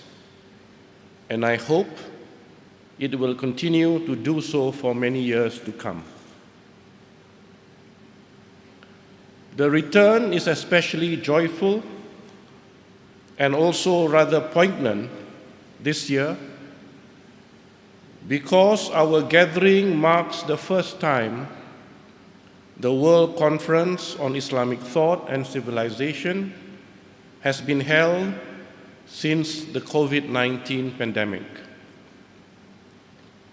This conference was postponed, as you know, back in March 2020. Over the 2 years since that time, we have all experienced a long and difficult period of separation, isolation, and in many cases, loss. And yet, here we are, gathered together in person once again to reflect so very fittingly on the subject of sharing our humanity. Since this conference first met 10 years ago, the organizers have deserved praise year on year for selecting topics of urgent and timely relevance to humankind the world over, from global peace to securing the future. Sharing our humanity seemed an apt and important topic back in 2020. In the light of what has happened in our world since then, I believe its relevance, its urgency has only heightened. I would like to commend the organizers for their incredible foresight in selecting a conference theme which puts humanity, absolutely center stage.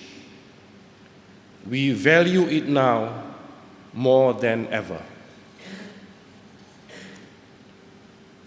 In speeches I have given in the past, I've often talked about how the most serious challenges facing our world today can be effectively summarized as the 3 P's.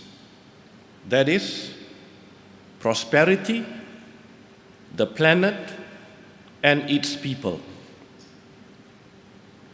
I have spoken about global poverty and about how Islamic finance might help to alleviate widespread hardship and destitution.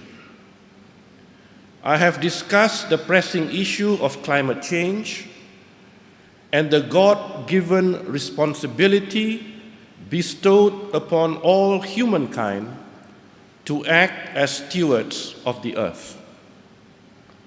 And I have spoken about the ever-growing refugee crisis, the thousands of people forced to flee their homes every day due to conflict and persecution, and the urgent need for Muslim-majority countries to reach out and help our displaced brothers and sisters. Given the theme being explored at this year's conference, it seems impossible for me not to dwell on this topic once again, but this time to address the 3rd P, that of people, as we come together to reflect on sharing our humanity. I have concentrated in previous speeches on the scale of the humanitarian crisis facing our world today, on the fact that the United Nations High Commissioner for Refugees reports more displaced persons in the world now than at any time since the end of the Second World War. On the 27 million refugees in our world at this very moment, of whom more than 10 million come from Muslim-majority countries, a staggering 1/3 of the world's refugee population. These are grave and urgent realities from which we must not shy away. That there are so many displaced persons in our world today, that there are, for example, around 13 million refugee children, surely speaks to a failure of humanity on an international scale. We, the world as a whole, and especially the Muslim world, need to do better at showing and sharing our humanity in order to offer homes and hope to those who find themselves tragically without either. I have every faith that this conference, this gathering of engaged and brilliant minds, will succeed in pushing the dialogue ahead and identifying new strategies to deal with this most pressing crisis. In what remains of my speech today, however, I would like to take the opportunity to reflect on our conference theme and on that third P of people from a slightly different perspective. Because offering much needed homes to displaced persons is only one of the ways in which we can, indeed we must, work harder to share our humanity. For me, this year's theme is also an invitation to reflect on important questions of diversity, tolerance, and multiculturalism. To consider what happens next after that first welcome has been extended, as people of different backgrounds, cultures, religions, and creeds learn to live together in one nation. I spoke at this conference several years ago about the two important Islamic values of trust, amanah, and inclusivity. That is precisely to learn to live together by not merely tolerating, but by truly accepting the other, by showing mercy, what the ulama call ta'ayush.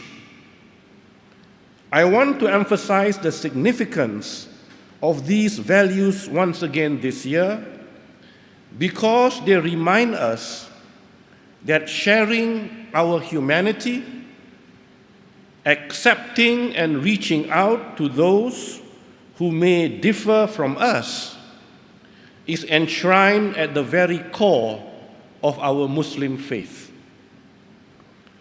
An important Quranic verse reads, "O humankind, indeed we have created you from one man and one woman and made you into different races and nations so that you may recognize one another." As Muslims, we are enjoined to explore the similarities that unite us, not to fixate on the differences that would drive us apart. And this belief in humanity's essential oneness, I should note, is emphasized in the Christian Bible as well. For by one Spirit are we all baptized into one body. How apt that this message of unity should be shared across different faiths as well. I am proud that the essential Islamic values of tolerance, inclusivity, and kinship have long thrived here in Malaysia. Since the declaration of the Rukun Negara in 1970, Malaysia has been recognized internationally as a country that celebrates the unity and togetherness of its diverse peoples. In 2008, for instance, the United Nations agency, UNESCO, named Georgetown and Malacca as World Heritage Sites, lauding them as, and I quote, exceptional examples of multicultural trading towns in East and Southeast Asia, unquote, and commending their almost 500-year histories of intercultural dialogue and exchange. Malaysia is a country which, I am proud to say, speaks up to 137 living languages and celebrates a wide range of festivals, including the Hari Raya Aidilfitri, Deepavali, Christmas, Chinese New Year, Wesak, Thaipusam, and many more Hari Rayas with characteristic enthusiasm and vibrancy. The country has often been hailed as a multicultural success story. And I am not alone in ardently believing that our multicultural achievement is absolutely fundamental to our economic prosperity and continued growth.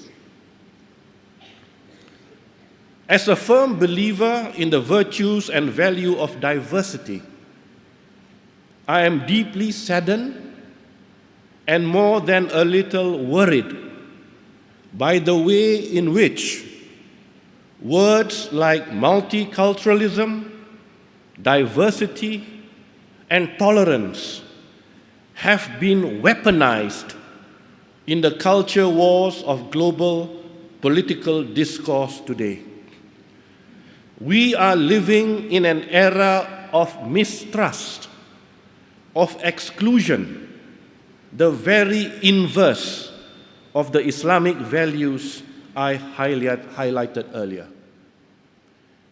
In countries formerly celebrated for their progressive, inclusive stances, waves of populism have spread hatred, discord, and discontent. Ethnic and religious minorities are increasingly blamed and pushed out when countries go through times of hardship or difficulty.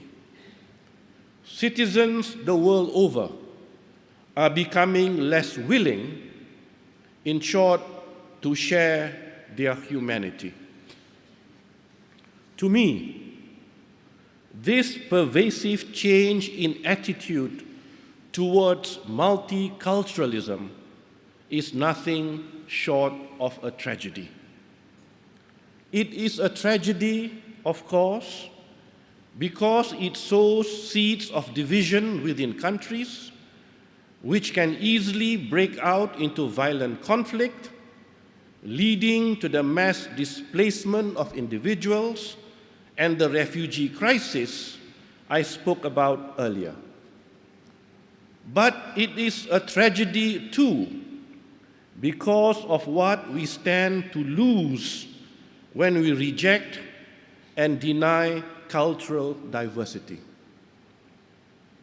Without multiculturalism, I believe our world becomes infinitely poorer.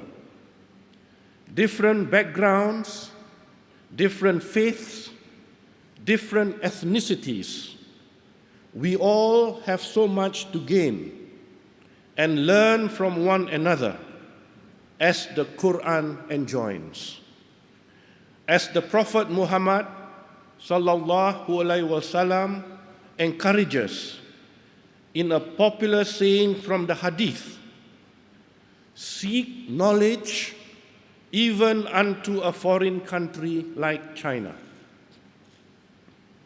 How then might we measure and demonstrate the immense value of multiculturalism so as to push back against the rising tide of populism and the exclusion and rejection of difference? How do we encourage those who are perhaps suspicious of diversity to appreciate the incredible benefits that arise when we have, to quote a certain John Lennon song I mentioned once before at this conference, all the people sharing all the world? Well, there are a few metrics of cultural diversity which quantify not only the number of different ethnic groups within a society or country, but also the extent of their integration. The Sterling model, for example, combines measurements of variety, balance, and disparity to assess the diversity of cultural expression. Other social scientists have taken measures of ethnic, linguistic, and religious fractionalization within countries to demonstrate that ethnic fractionalization is a significant predictor of economic performance. The success of cultural integration on a national scale has been assessed according to a variety of indicators, including access to the labor market, education, political participation, and housing and social services, using data from population surveys and censuses. In short, we have an abundance of data and many ways of using it to demonstrate the extent of multiculturalism as well as its various outcomes. But, Your Excellencies, ladies and gentlemen, I wonder if numbers are, after all, the most effective medium for understanding and communicating the incredible value of multiculturalism. Because I believe that we feel the benefits of diversity in our societies, not through figures and statistics, but in real stories, experiences, and shared human encounters. So before I conclude my speech today, I would like to share, in turn, a few specific examples which I believe help us to comprehend the richness that emerges when we share our humanity. My first example comes from over 700 years ago and concerns the court of Kublai Khan, ruler of the Mongol Empire and later Emperor of China in the 13th century. The Mongol Empire is known to have been relatively tolerant of religious difference, and as such, Kublai Khan appointed many Muslim governors to high-ranking positions in his court and patronized many Muslim scholars and scientists. Among them was Jamal al-Din, a Persian astronomer who helped to develop 7 new instruments that greatly progressed the study of astronomy in general, and in particular, allowed for the correction of the Chinese calendar. in a university setting, such as that in which we are gathered today, this tale of productive, intercultural knowledge exchange seems especially apt. More than 7 centuries ago, collaborations between people from different faith backgrounds were advancing human learning and leading to mutually beneficial developments to science and culture.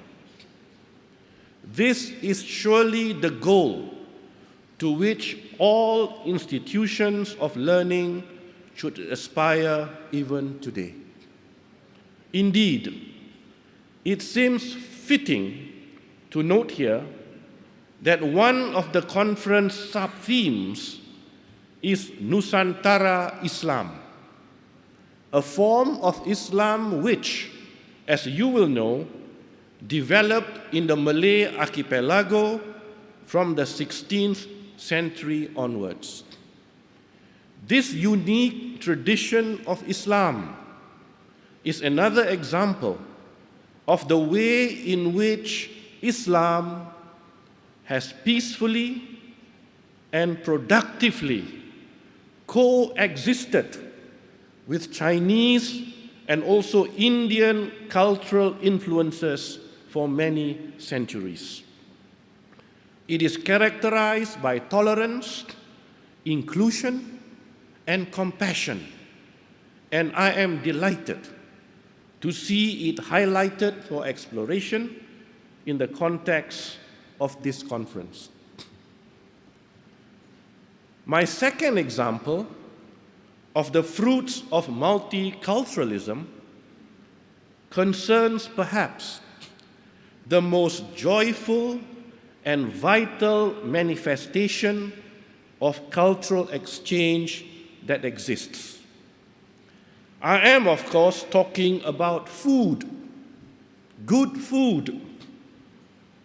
At the most immediate level, sharing a meal with others is a means of extending a welcome, an act of kindness, an offer of friendship, the start of a conversation and fellowship, what the ulama call sohbah.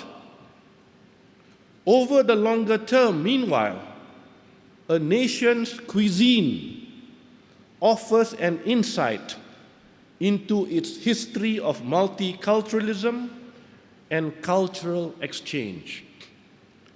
Take, for instance, the curry laksa, a noodle dish popular here in Malaysia. This dish is a fusion of culinary influences from the 3 main ethnic groups in Peninsular Malaysia: Chinese noodles, Indian curry, and Malay herbs and spices. With many different varieties now enjoyed throughout the country, including by the millions of tourists from all over the globe who visit us every year, laksa represents our rich history of sharing between different cultures, and it goes on being shared. Recently, I have also come across wonderful stories of refugees from Syria setting up hugely successful restaurants in their new hometowns, including in London. Syrian cuisine is becoming more and more popular in the United Kingdom. For example, with food serving both as the celebration of a culture and as a bridge between communities, encouraging dialogue and integration. There is perhaps no hard data to prove that the quality of a country's cuisine is directly proportional to its cultural diversity. But anyone who has ever experienced the bustle and excitement of a vibrant street food market, or luxuriated over a long meal with friends, will know that this is undoubtedly one of the most important ways in which we share our humanity. And I think we are even more conscious of that following the isolation of lockdown. No wonder our Prophet sallallahu alaihi wasallam says in a famous hadith, "Afshus salam wa at'imu ta'am." Spread peace and goodwill by sharing food. Finally, I would like to mention a quite astounding example of the fruits of multiculturalism from another part of the world which has a special place in my heart. In Oxford, the city where I studied as an undergraduate, there is a school today called the Oxford Spires Academy, whose students speak over 30 languages in around 50 dialects. Around 20% of its students are white British, with the remaining 80% representing an incredible array of cultural backgrounds, including Nepalese, Brazilian, Tanzanian, Lithuanian, and even Korean. Many of the students are refugees, whether from conflict or from poverty, from countries including Kosovo, Somalia, Afghanistan, and Syria. All of them have incredible stories to tell of homelands and journeys, of families and memories, of former challenges and current ones. And telling their stories is precisely what they have done. With support from the school's writer-in-residence, the pupils from this institution have written poems about their experiences, now published in a collection called England, Poems from a School. In this collection, one young student yearning for Myanmar sits side by side with another's memories of Poland. They write vividly, beautifully, and movingly about the countries they have loved and the losses they now feel. For instance, one student from Syria writes, and I quote, "Can anyone teach me how to make a homeland? Heartfelt thanks, if you can. Heartiest thanks from the house sparrows, the apple trees of Syria, and yours very sincerely, Aminah Abu Karej, 13 years old." Another writes, and I quote, "I have divided my heart, and half of it is still in Syria. When the sun shines in Syria, the warmth flowers in my cheek, and when the sun sets there, my heart remembers shadows and the closing of flowers." Muhammad Asaf, 12 years old. These poems, written by children sometimes no older than 12 or 13, seem to encapsulate so very poignantly so much of what I have been speaking about this morning. They are poems born out of turmoil and unrest and the mass displacement of millions of people and refugees worldwide. But they are also voices of unique, talented individuals, of humans reaching out and sharing their stories in a way that I believe has the potential to enrich all humankind. Over the period of this conference, scholars, researchers, and practitioners will share their contributions on the conference sub-themes, including integrity and good governance, economic models of stability and sustainability, and geopolitics and global security. I have no doubt that those of us gathered in this hall today have the potential to make great headway in addressing all of the challenges facing our world today. Those 3 Ps, which I have spoken about a number of times in the past. But as we come together again after a long period of separation, it is that 3rd P of people that I particularly wanted to emphasize today. People, not just as a mass problem to be saved or to be solved, but as humans, as gifted, fascinating, endlessly surprising individuals with so much to offer and to share. I passionately believe that our lives are all the richer when we embrace diversity and difference, when we open our doors, our hearts, and our minds to others in need. As a certain song, which I am told may be featuring in this conference puts it, we are the world, we are the children.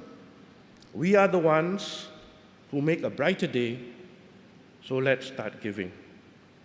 That's a choice we are making. We are saving our own lives. Indeed, we are saving our own lives, making all of our lives, you and me, better, safer, fuller, and all the more joyful when we live according to the principles of tolerance and inclusion. And so, as we embark upon hours of engaging, productive discussion, of sharing, I will leave you with a final thought from that same song. Send them your heart so they know that someone cares. After all, we are the ones who make a brighter day, so let's start giving. Thank you. Ampun tuanku, majlis menjunjung setinggi kasih duli tuanku.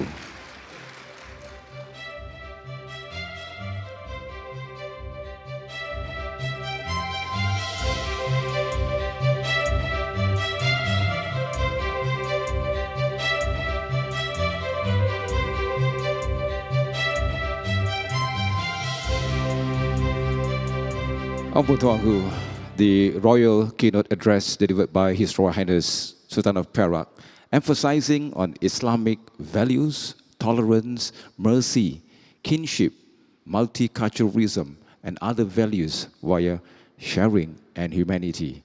And the most important 3rd P, the people, and we are the world. Ampun tuanku, parti sekalian menjunjung setinggi kasih duli tuanku. Your Royal Highnesses, Excellencies, ladies and gentlemen, please be informed the next program will be the distinguished session, which will commence now. With the modernization of the globalized world, the distinguished royal session will be conducted and presented in two different mediums of communication. The communication will be two speakers via physical face-to-face presentation and two more speakers which will be joining us via Zoom online. May I invite on stage right now our two speakers. He is the former ambassador of Japan to Malaysia and former special advisor on national security, Dr. Makio Miyagawa, and Charge d'Affaires, Embassy of France in Malaysia, Madame Virginie Biotto. Could you all please present yourself onto the stage, please? Thank you very much. Please proceed to the stage.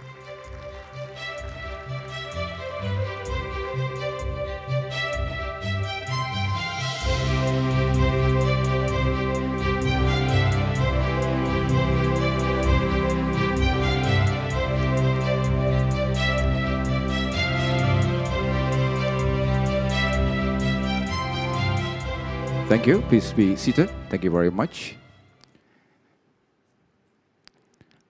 Our first speaker will be joining us direct from the Republic of Indonesia. He is the Honorable Minister of Tourism and Creative Economy, Republic of Indonesia, right now joining us via Zoom online from Jakarta. Please help me to welcome His Excellency Dr. Sandiaga Salahuddin Uno.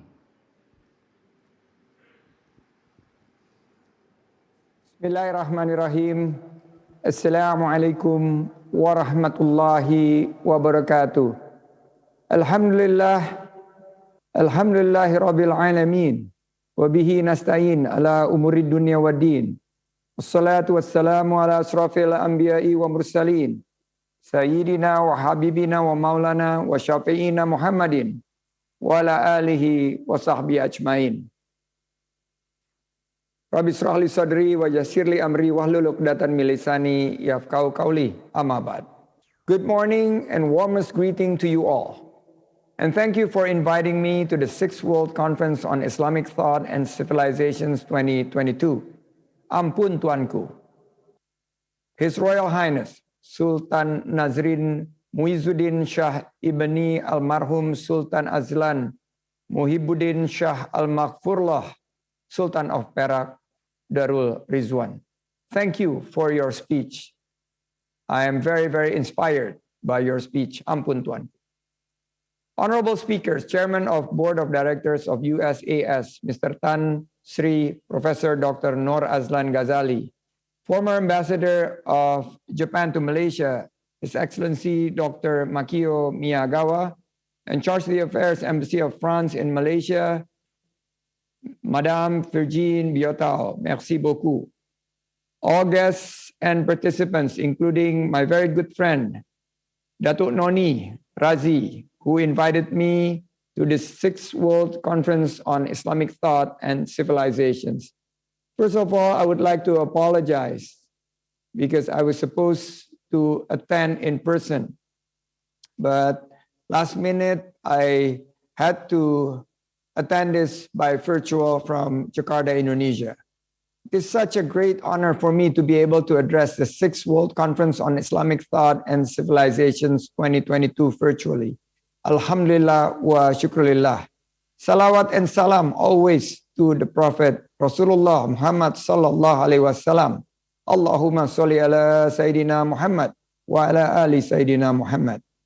The world's current condition is now getting more complicated than ever, as indicated by the era of VUCA, what we call volatility, uncertainty, complexity, and ambiguity. Despite the fact that many people continue to struggle about the severity of the global problems, therefore, taking even the smallest steps to address this issue would be critical before it is too late.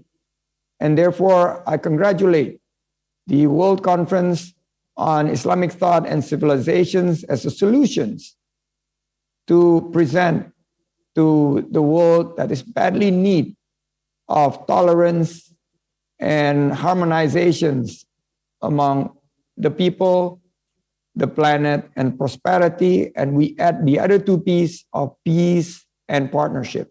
We at the Ministry of Tourism and Creative Economy have taken a step laid out by the United Nations that would be vital in shaping the future of humanity, as well as tackling the world problems. People, planet, prosperity, partnership, and peace would be as interrelated and plays an equal role to hold the fabric of humanity, both on its survival and sanity.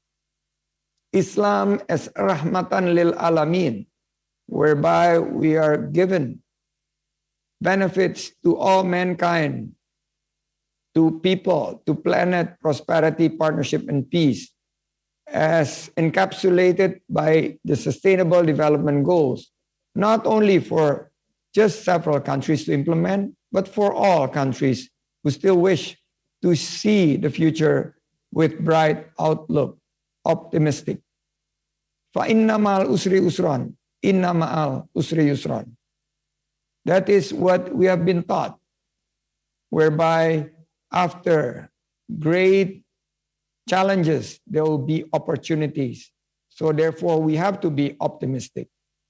Sustaining the fabric of humanity and achieving the SDGs, one thing that comes to my mind is through multilateralism. Or we heard from the keynote just now, multiculturalism. Multilateralism plays a significant role in ensuring countries to implement and achieve targets that have been agreed by the SDGs agenda in 2030. One of the recent examples is the upcoming G20 presidency, whereby the summit will be held in Bali in less than 1 month. Consisting of the 20 largest economies in the world, Indonesia has shown its commitment by leading the Forum for Peace and Prosperity through 3 priority areas: global health architecture that we would like to strengthen, sustainable energy transitions to green economy, and digital transformations that would be inclusively creative. In the tourism sectors, the Tourism Working Group of the G20 have welcomed the G20 Bali Guidelines, which consist of policy recommendations for tourism recovery efforts, whereby we have the 3 pillars of Hablum Minannas, Hablum Minallah, as well as Islam as Rahmatan lil Alamin. The pillars of Bali Guidelines consist of 5 pillars covering 5 priority areas, which focus on empowering community and micro, small, medium enterprises. The guideline is comprehensive. Human capital, jobs, skills, entrepreneurships, and educations led by private sectors to improve, whereby human capital would be key through training and mentoring programs. Bridging the innovations gap, strengthening the linkages between tourism and the creative economy through digitalizations. Next, women and youth empowerment, where the implementations of equal opportunity and non-discrimination principles. Fourth, climate actions. We're reinforcing bonds between environmental conservations as well as different part of the economies, whereby opportunities in the circular economy widely being available. And the final pillar is the policy governance and investment frameworks to integrate tourism policies with other key national policy priorities. Next, we also just held the World Conference on Creative Economy, whereby the Bali Roadmap 2022 is creating a more inclusively creative global recovery. The WCCE is one of the biggest events leading to the G20, is the primary event whereby creative economy thinkers and thought leaders in the world have represented from 65 countries and international organizations. It is designed to lead the international community to have discussions and commit to any actions for improvement. We are very delighted whereby hopefully in the form of G20, the countries would be able to discuss how peace, prosperity, and people, as well as the planet and partnership, could be adopted in the Bali roadmap. We understand this is a tough time geopolitically, and the greater context of global humanity and creativity is at center stage. We are really focusing on how, through these joint collaborations and the World Conference on Islamic Thoughts and Civilizations would be badly needed to also steer the international community as we embrace the ASEAN chairmanship for 2023. Right now, the values and the propositions to the world carried out a crucial role, whereby we are including the aspect of creative economy to create a harmonious cooperations, implementing plans for development. Through innovations, adaptations, and collaboration, we believe that this will be the way forward on a connected cycle.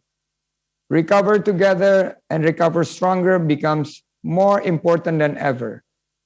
We are ready to support the convergence by looking at such possibilities to create humanity converge. How we could recover with the concept of baldatun toyibatun warabun gofur, to recover together and recover stronger and recover better. In closing, I would like to thank you for the invitations, as we need to understand the survival of humankind will depend on how collective bright minds, the future ahead, to discuss moving forward by being benevolent to each other and then playing a crucial role in applying the visions, how that Islam as rahmatan lil alamin, whereby tolerance, harmony, as well as brotherhood could be implemented, and we are ready to invite global community to have discussions and development regarding humanity converge. Wabillahi taufiq wal hidayah. I thank you. Warido wal inayah. Wallahul muwafiq ila aqwamit thoriq. Wassalamualaikum warahmatullahi wabarakatuh.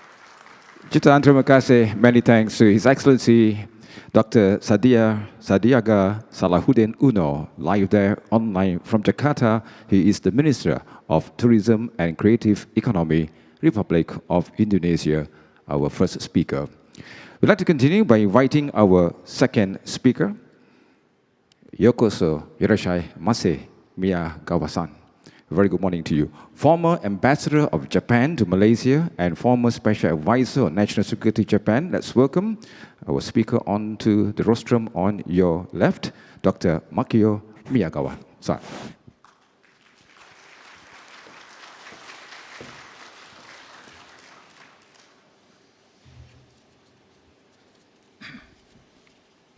Your Royal Highness, Sultan Nazrin Muhyiddin Shah, the Sultan of Perak Darul Rizwan,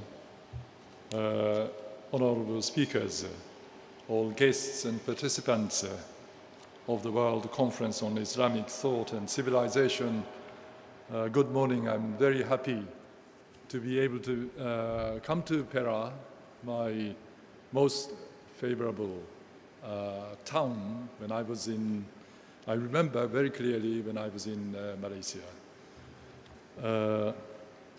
Having spent more than 6 years in the as a Japanese ambassador to Malaysia, I feel deeply nostalgic for this country and the people.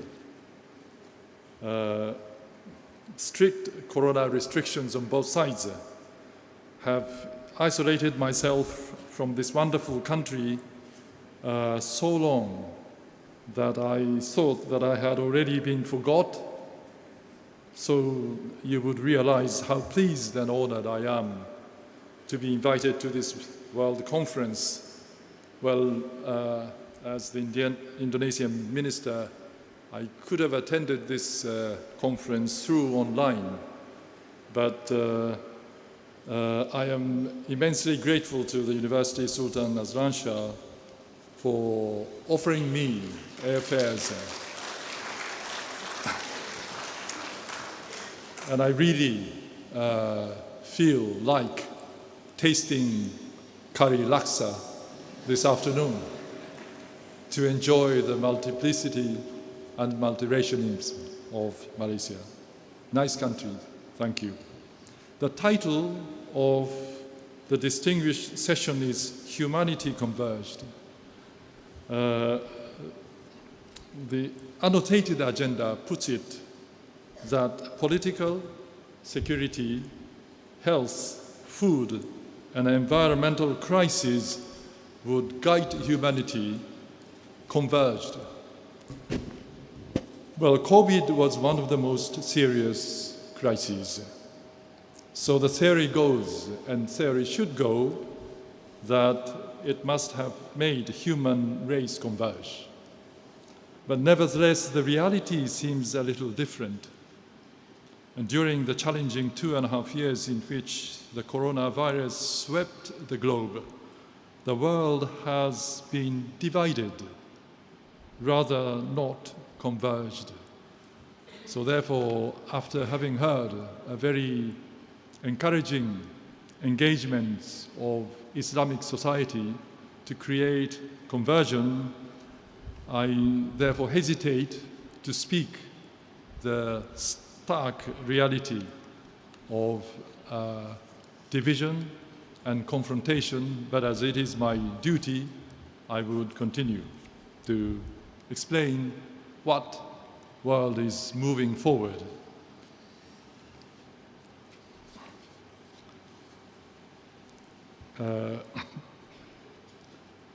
So nonetheless, the reality seems different, and I think in the early days of corona infection, international cooperation in the fight against coronavirus has been lackluster. You may recall the situation in the early days. Each government strived to secure the provision of necessary medicine and to mobilize medical equipment and personnel for the purpose of rescuing as many infected citizens as possible in its own country. There has not been much room of supporting each other. International vital assistance efforts, often seen during large-scale disasters, were also very few in early days. The US, though often playing a leading role, did not demonstrate big leadership. The G7 leaders, including Japan, who stressed the need for the international cooperation in the video conference in March 2020, failed to agree on specific cooperative measures. And even European Union, the leading regional cooperative organization, struggled between domestic measures and regional collaboration. Mrs. von der Leyen lamented at the European Parliament, saying that when Europe really needed an all-for-one spirit, too many initially gave an only-for-me response. She continued, when Europe really needed to prove that this is not a fair weather union, too many refused to share their umbrella. Well, China also made a full use of authoritarian regime in imposing severe lockdown quarantine measures upon their citizens, but if its government had reported the outbreak to the world far more swiftly, the whole world could have dealt with this virus proliferation in much closer cooperation. And Africans living in Guangzhou province in China were either, you remember, banned from their homes for days by the police or forced out of hotels to sleep on the streets.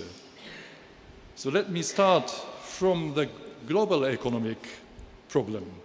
In the midst of the corona crisis, the economic policy management of each country prioritized securing its individual interests, resulting in a failure in proper global macroeconomic policy coordination. For instance, each country implemented monetary easing measures to increase liquidity as a countermeasure against COVID-19 to avoid economic contraction. Although the scale varied from country to country, this has been gradually and quietly pushing up interest rates. And while the global growth rates remained relatively low, high interest rates may have driven down prices of stocks, bonds, and properties. Amid the extraordinary pandemic circumstances, broke out, as you know, Ukraine war, which has pulled the world economies into even more compelling situation. Whether or not Russia, President Putin, intentionally seized this timing for embarking wars when the world was seriously in corona trouble should be an interesting subject for future researchers. As seen above, even in the face of global economic crisis, countries around the world have not necessarily stepped up cooperation and shown convergence. So I have wondered again if crises would lead automatically humanity converged. Well, the situation is even worse in the field of security. Interestingly, the conference paper I received provided two juxtaposed sentences. One sentence reads, "Geopolitics tends to serve the interests of the national security of a particular nation, sometimes at the expense of greater global security." This is one sentence. The other sentence reads, "Moves to reach individual nation to attain its national security presupposes the prior establishment of global security." Well, generally, global security provides greater guarantees of national security for each single country. But even in the absence of global security, one single country can attain and will try to attain its national security although sometimes in a modest scale, at the expense of the security of others. Well, two sentences sound contradictory, but this is an example of the famous prisoner's dilemma case in mathematics. The topic I will discuss in this session is the following recognition about our world at present and in the future from the national security point of view. After World War II, the world is divided into three areas, three ages, and now the world entered the third era, a new era of confrontation. And the new era confrontation differs from US-Soviet Cold War era. Third, the world is now deeply divided, and the third world, now called Global South, is standing in the middle, feeling uneasy in taking sides with either of the two blocs. the function of the international institutions for the peaceful settlement of disputes has again become paralyzed. And as typified by the war in Ukraine, the confrontation could escalate into more serious conflicts, including armed conflicts. However, a solution by force would cause greater damage and harm economically and politically to both sides and the whole world. Therefore, mankind should contemplate what must be done and how to prevent and reverse the negative spiral to leave the better world for our future generations. And these are the topics I would like to perhaps a little more elaborate a little further. First, the post-World War II period, which spans nearly 80 years, can be divided into three periods, as I said. The US-Soviet Cold War period from 1947 to 1989. The second is the age of global cooperation from 1989 to nearly in the middle of 2010s. And as you know, the Cold War began in 1947 when Prime Minister Winston Churchill made a very famous statement in Fulton, Missouri, in the United States. He said, quote, "From Stettin in the Baltic to Trieste in the Adriatic, an Iron Curtain has descended across the continent, and behind that line lie all the capitals of ancient states of Central and Eastern Europe," unquote. And the world was divided into East and West. Nuclear weapons rapidly increased on both blocs, and there was a fear that the human race could be wiped out in the next World War. So when the Berlin Wall was torn down in 1989, the world celebrated the freedom from this fear. And in 1989, the second era began. The spirit of cooperation spread through the world as embodied in three concrete outcomes. One, international organizations, especially the United Nations, began to perform their expected functions. Two, the WTO expanded its membership to embrace countries all over the world, including Russia and China, let alone Eastern Central European countries and developing nations.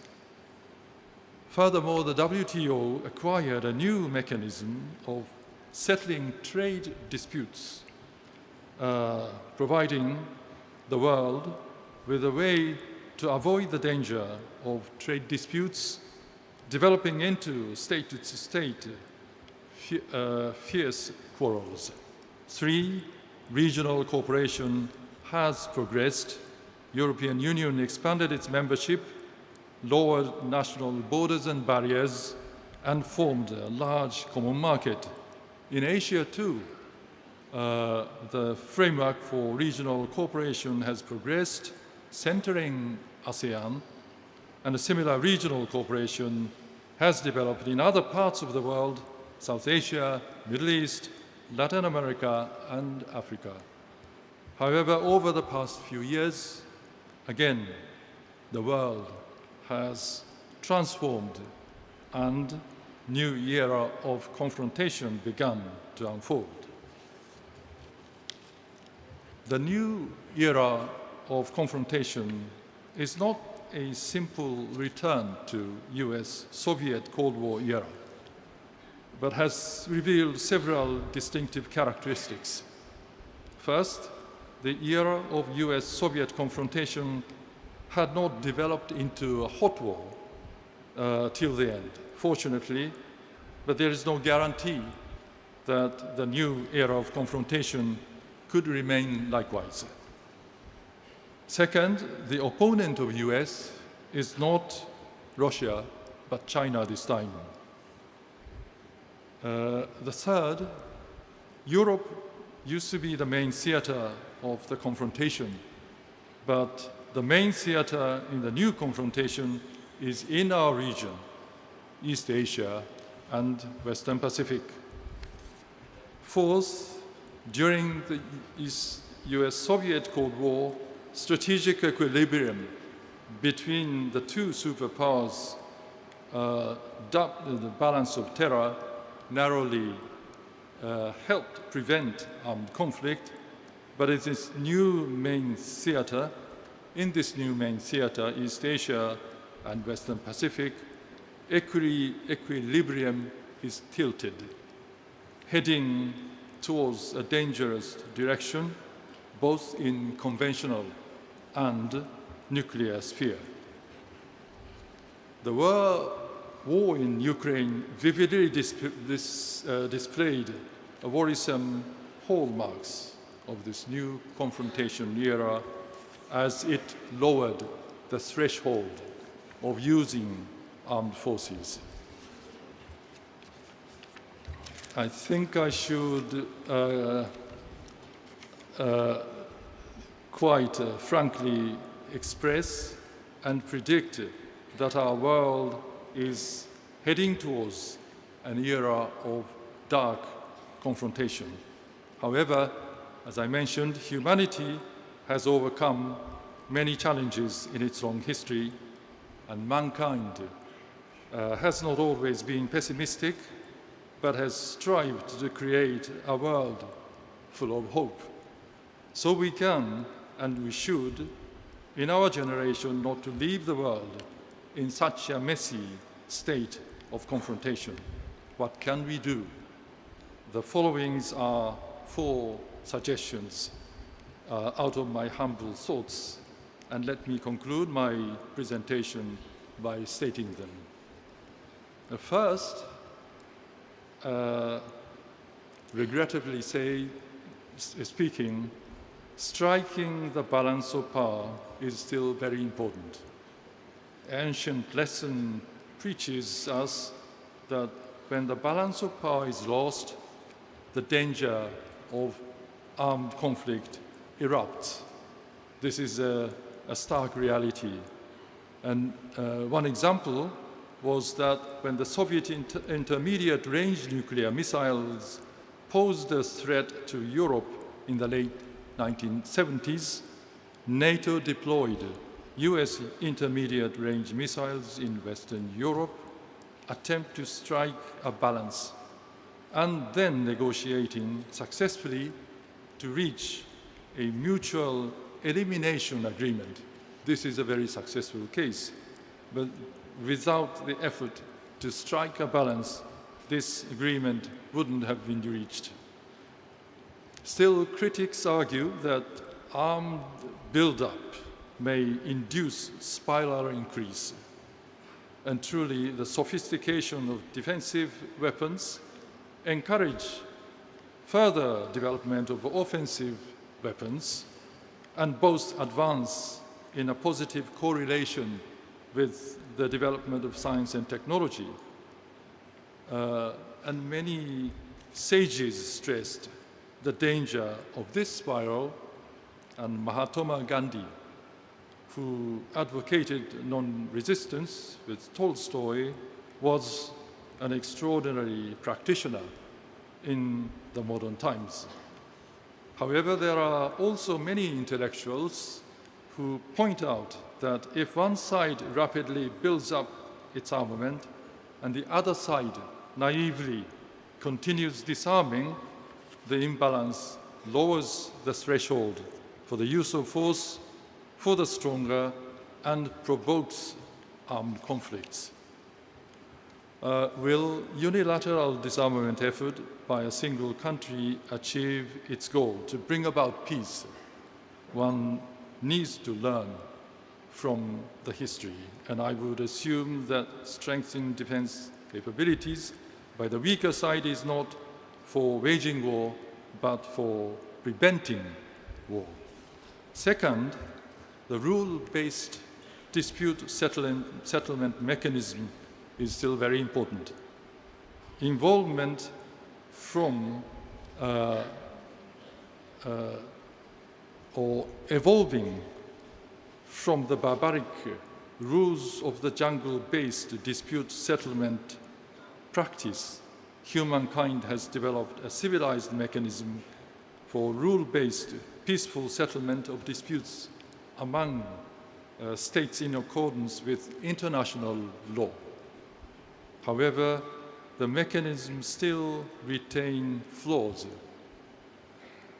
The referral to the International Court of Justice requires the consent of both parties to the dispute. And there are many cases in which parties aware of the legal basis for its claim is weak, do not give consent. We have faced so many cases of such kind. And for states that do not comply with the court judgment, once the court offered the verdict, the UN Security Council can now decide on the measures necessary to implement the judgment. But again, however, if a permanent member of the Security Council or its friends is the defendant, its veto makes the judgment unenforceable. Reform of the United Nations is still very long overdue. Third, strengthening regional cooperation. In cases where the function of the international organizations are paralyzed, regional cooperation mechanisms should be strengthened to play its role. Asian countries have tended to hesitate to make such efforts, believing that they cannot build security on its own. But in this new era of confrontation, where the main theater of confrontation has moved to our region, some nations in Asia should mobilize their brain and minds and make a firm determination to defend peace and stability in our region. Lastly, I would stress the importance of the role of ASEAN. As I repeated, the front line of the confrontation is in this in this area, East Asia. ASEAN nations are somewhat aloof from the blazing front line, but they are not situated far from it and are poised to catch the fire if war breaks out. I have high hopes for ASEAN and ASEAN member countries, particularly Malaysia, initiating to play roles for alleviating confrontation in this region. Over the last half a century, ASEAN has skillfully managed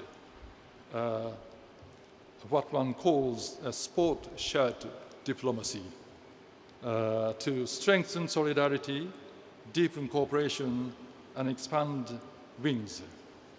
Their hospitality spirit has fantastic, treating outside rough powers, including Japan and US or China, very well, and often even tamed them politely, ushering them one after another to become dialogue partners. ASEAN has exhibited brilliant and crafty diplomacy. TAC is a very small step, but it is proof that ASEAN has already started moving forward.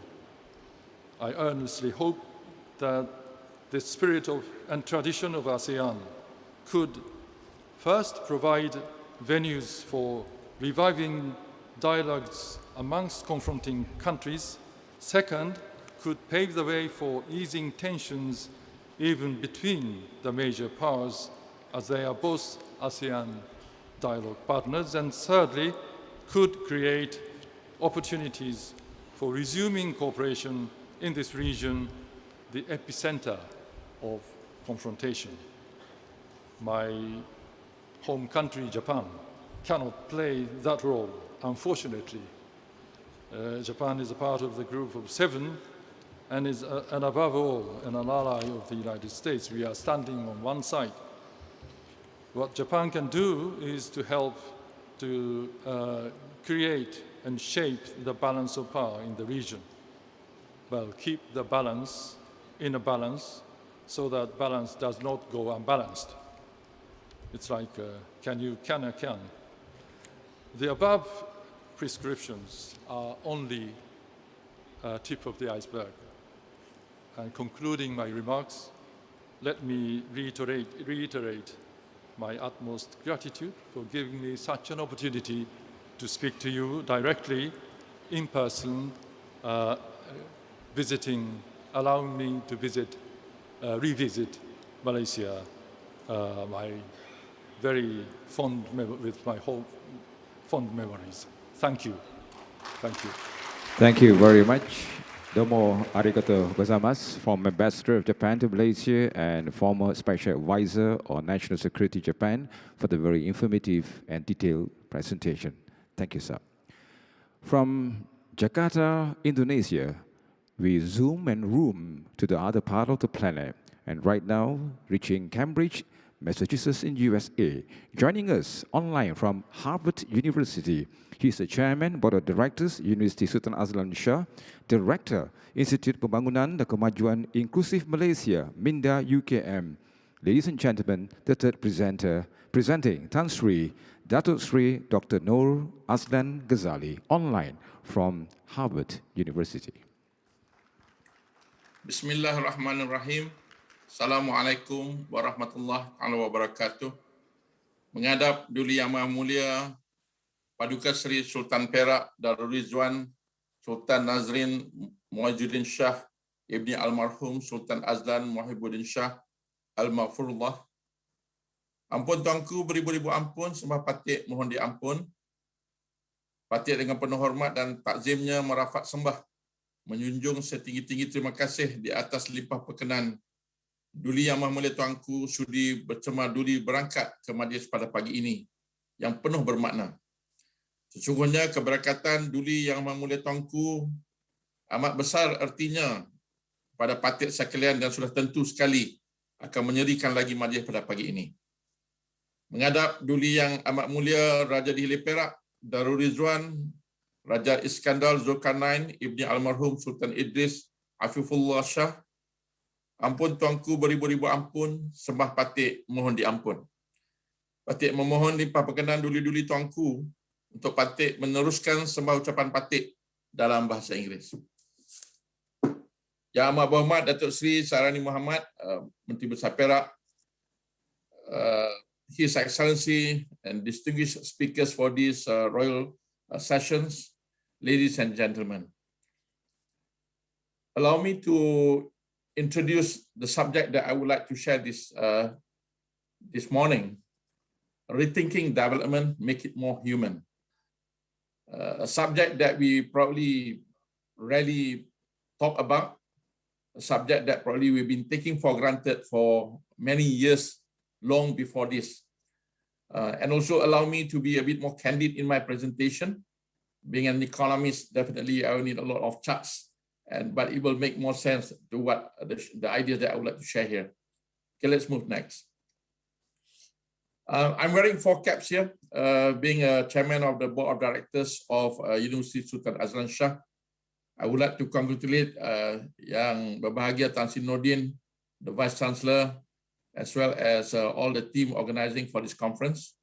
I'm also talking on behalf of the Minda UKM, and I draw a lot of experience for the last 2.5 years on my involvement with the Economic Action Council, and currently I'm now for about 2 months already here in Cambridge as a Fulbright Scholar at Kennedy School. Let's move next.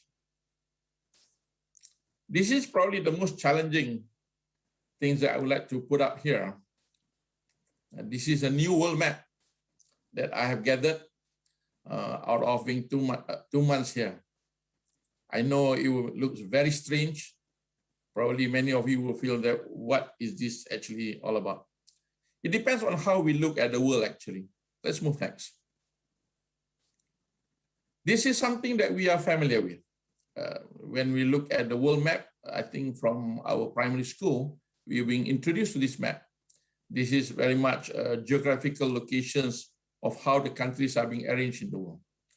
But there are many other ways of looking at the world today, which will take me to the subject that I would like to discuss. Let's go next. When we plot the world according to the populations, suddenly the bulging part of the world appears on the east. China, India, the two countries taking about 36% of the world population. If we bring Africa all together, it will be about 54%.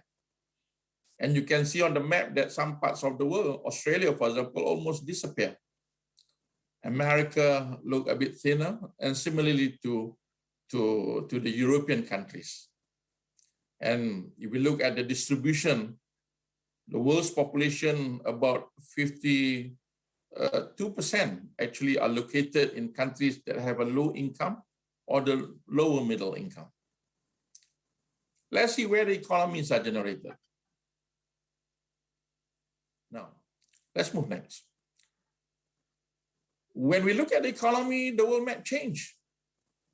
Suddenly, the bulging part now is on the west. US and Canada contribute about 26%.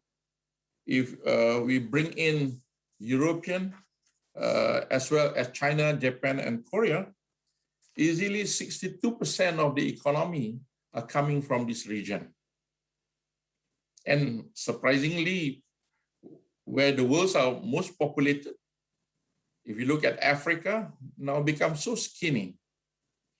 Imagine that the population, 53% of the population is located in the low middle income and low income, but yet the economy are generated is only about 10% coming from where the most populated region in the world. We start to see that managing the world economy will require us to think about the rest other than just ourselves. Let's look at where are the poor.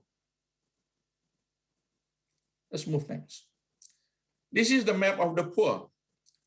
Again, it seems like the ratios down there are basically the ratio of to the population of that particular region. It's very difficult to harmonize the measurements of poverty, but we can see that the most darkened area in the African countries, sub-Saharan countries, and also India and China, as well as part of Latin America, have a lot of poor people and very few people who are poor in the high income and the upper middle income country where the economy is generated.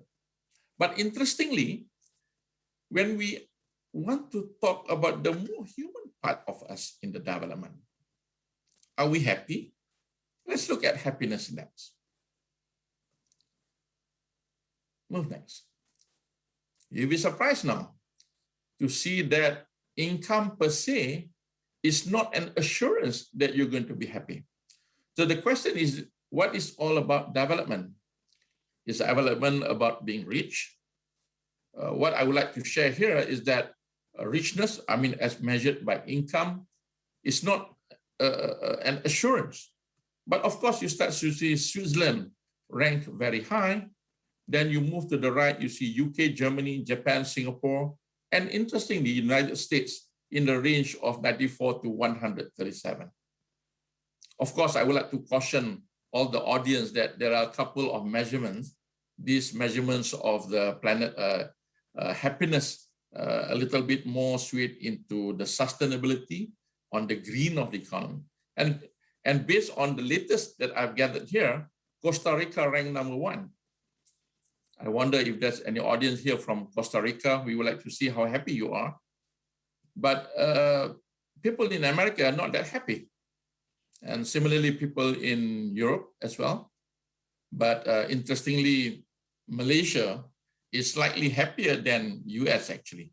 Malaysia's score is about 41.7 out of 100. But it seems like we are not that happy. But if you look at the lower bottom, the most unhappy people is actually in Qatar. It is very strange, isn't it? But I would like to again caution you that these measures are very much influenced on the directions of sustainability and so on. But bottom line, what we are seeing is that development, I mean, how do we gain, how do we define, the progress in our country, the progress of the world is very much, can be challenged. In many cases, we look into the income, but sometimes when we put up other measures, we see that things can be very different. I would like to bring you to Malaysia now. Let us go a bit more into Malaysia.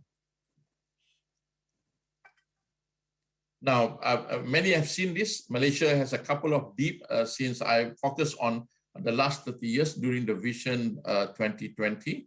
And of course, what most importantly I would like to highlight here is that the growth momentum has declined. I mean, from 1990s of around 7.2% and all the way 4.6 and 4.0%. So in terms of growth momentum, this is a serious challenge for us. But across all, if we look at growth per se, Malaysia is growing quite not bad, 5.3% for the whole 30-year period. And let's look at income. I mean, this growth has translated into a progress in income. Every one of us are very familiar that Vision 2020, can you show the next slide, please? Vision 2020 is aiming at Malaysia to be a high-income nation. And over the last 30 years, we are able to close the gap of the income. Is the slide for the income is up?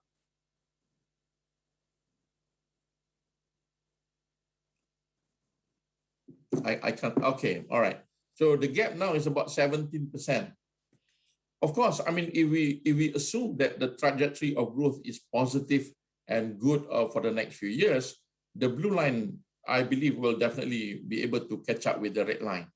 But the challenge is that, will we be truly a high income, will be truly realizing the gain of being a high income nation? The syndrome of the nation is rich, but not me, or I am richer, but not happier, might be a big question that we need to ask. So in terms of defining the progress of our nation, probably we have to expand a bit more, just beyond income, looking into many other aspects of things, including some of the things that have been mentioned by Tita Tuanku sebentar tadi. Now let's look about what's something which is probably will tell us a different story. I talk about growth, which is good.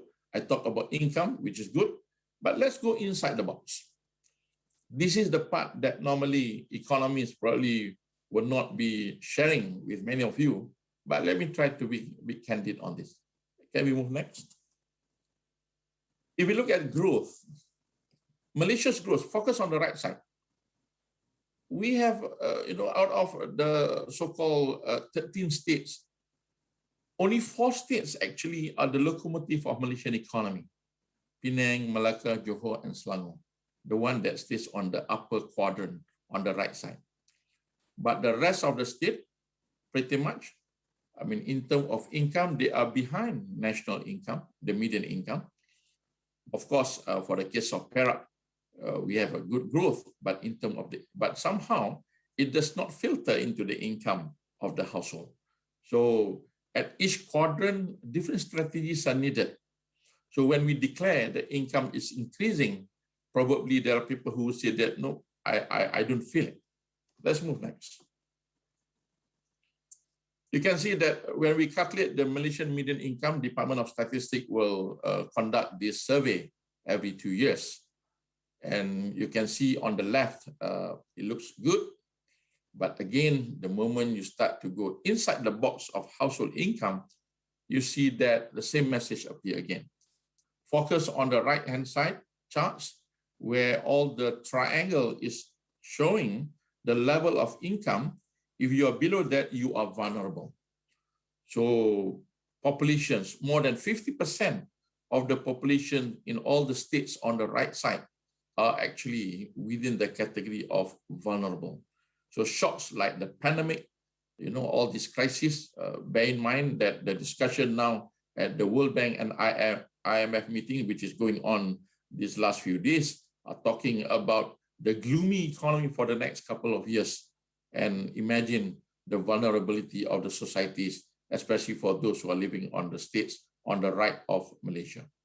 So again, when we look at the macro numbers, it looks good, but the moment we go into a bit more micro, then we start to see more problems.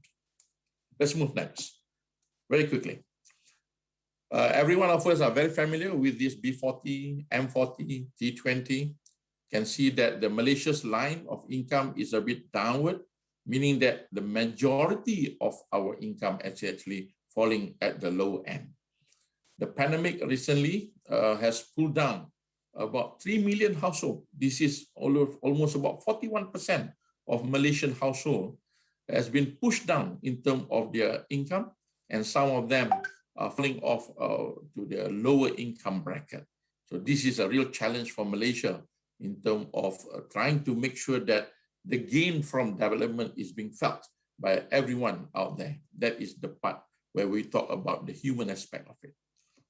And the other part is the other two. I mean, these are some factual numbers that you can see in Malaysia. In Malaysia, interestingly, the structure of our economy, we are very much composed of small, medium enterprise. True enough that when the currency is depreciated, our export has increased. Can we move to the next slide, please? But who actually gained from this? To what extent that the gain from increase in export is filtering down to the about 66% of the workforce who are working at the the lower end, small, medium enterprise, and more so the micro enterprise. And these are the group of companies that basically decided whether the pockets of Malaysian are being filled up or not.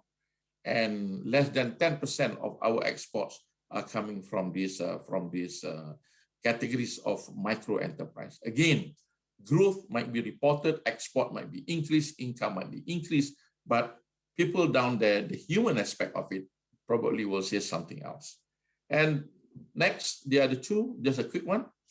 Again, recently it's been reported that unemployment has declined and inflation pretty much under control. But if you look carefully in terms of unemployment, especially in the case of about 600,000 plus are still remain unemployed. And for those who went to who have a tertiary qualification, they are underemployed. And this problem is increasing years after years since mid-2000s. We start to see increase in terms of the underemployment. Again, the human aspect of it, I earn education, I become learned, but I'm not able to retrieve the gain from education. And with respect to inflation, true, inflation is relatively low, about 4+%. But if you look at the food inflation, it is near to 7%. And almost all the items are of altogether that is monitored by the Department of Statistics has recorded increase in prices. About 81.3% of the total numbers of items monitored has reported increase in it. So while the inflation as a whole seems to be low, but the moment we go into the houses, then we start to see that human aspect is crying to say that my life is very difficult. I'm not able to retrieve as much from all this gain that has been reported. Now, given all this, let me come to what probably can be done. Next. So we can skip this. These are some of the problems, structural issues that have been we pick up during the time of crisis when I was at the Economic Action Council. When we do the surveys and everything, we notice that most of these problems are not new. It is not because of COVID. It has been there for long. But yet we are not able to attend all of this to the end of it. So we hope that things, all this problem can be addressed a lot more. Let me move to the last part. Let's talk about the society. This is something that we need to realize in terms of making sure that the development are more humans in sense rather than just pure economics. Let's move next. The gain from development is that broadly people become smarter and richer, and the change in demography, younger and more urbanized, by itself has created a new society. Post-modernization society that really requires all government, I'm talking about the public policy, have to rethink about the way they do policies, the way they conduct their activities, the way they conduct the role of government. Post-modernization society demands engagement. They demand partnership. They want options. They want a role to be assigned to them, and they are requesting for more transparency. And these are all standard inherent problems that we are facing with the government in many places, not just Malaysia. Decisions are being made top down. Government do all things. Choices are not given, and responsibilities are not delegated, and not much of information is being shared. So this post-modernization society is actually coming to Malaysia. It's already there in Malaysia. What we are seeing is actually that post-modernization society are demanding the change in the way we do government. If we look at, can we move next? When we compare, for example, in terms of the obedience to the government, this is quite tricky. There are many government officers here, there are politicians here. Can we move next? Look at this survey. This is what we call as more respect for authority would be a good thing. In the old days, everything that government says is right. Today, when the government says something, when the government announces certain policies, there will be a lot more voices coming out to scrutinize every aspect of what the government is saying. And the utility, basically, to what extent that respecting or obeying the instructions or the authorities' order is declining as the income is increasing. You look on the right side, you see that the arrow goes downward. So all this basically demands a new way of doing government. We need to bring in more aspect of humans that get closer to the individual down there in terms of to make sure that the growth and development is being felt by every one of them. So I would like to propose a way of doing things. This is something quite recent that I pick up here at Harvard, where the new way of basically engaging the society. In Malaysia, we talk about shared prosperity and so on. Can we move next? Actually, the idea of shared has to be encompassing across all. We have to involve the public in ideation, in execution, in monitoring, and in evaluation, in a way that we are sharing the entire process of doing government. The days where top-down, government knows all, government do all, is over. And on the right side is basically a framework being worked here at Harvard at the Building State Capabilities Group, looking into a way forward in terms of designing policies, local solutions, for local problems, allowing people to try and also to iterate, try and learn, and to scale up different parts of nation, or even in the case of state. Each districts are different. We cannot treat them similarly. So we have to bring it down, all the way down. So no more, or at least less of things being decided in Putrajaya or in Ipoh. We need to bring down a bit more. So we need to change the way we do things. And therefore, we'll be able to bring everyone on board. And this is the spirit of the whole of nation approach, where everyone is involved in moving the nation. And hopefully by them being involved, the ownership, the participation, the satisfaction, the feel of being treated rightly, as instead of just being reported by all the macro numbers, can be addressed. Now, let's come back to the most basic numbers. Next, please. When we talk about the GDP, these quotations of Bob Kennedy way back in 1968 to me is very interesting. What we see here is that, I'm glad that Duli Yang Mulia Tangku mentioned about poetry, about poem and so on. It's being said here. For too much and too long, we have been, surrendered a lot of what we call as personal excellence and community values in mere of material things. There's a lot of things that is not being measured. There's a lot of things that's not being monitored.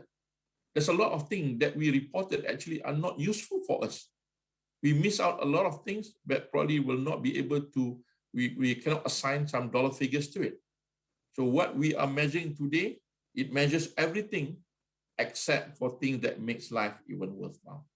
This is a very serious thing that we need to look at, rethinking about government and to make sure that the progress is benefiting the human at large.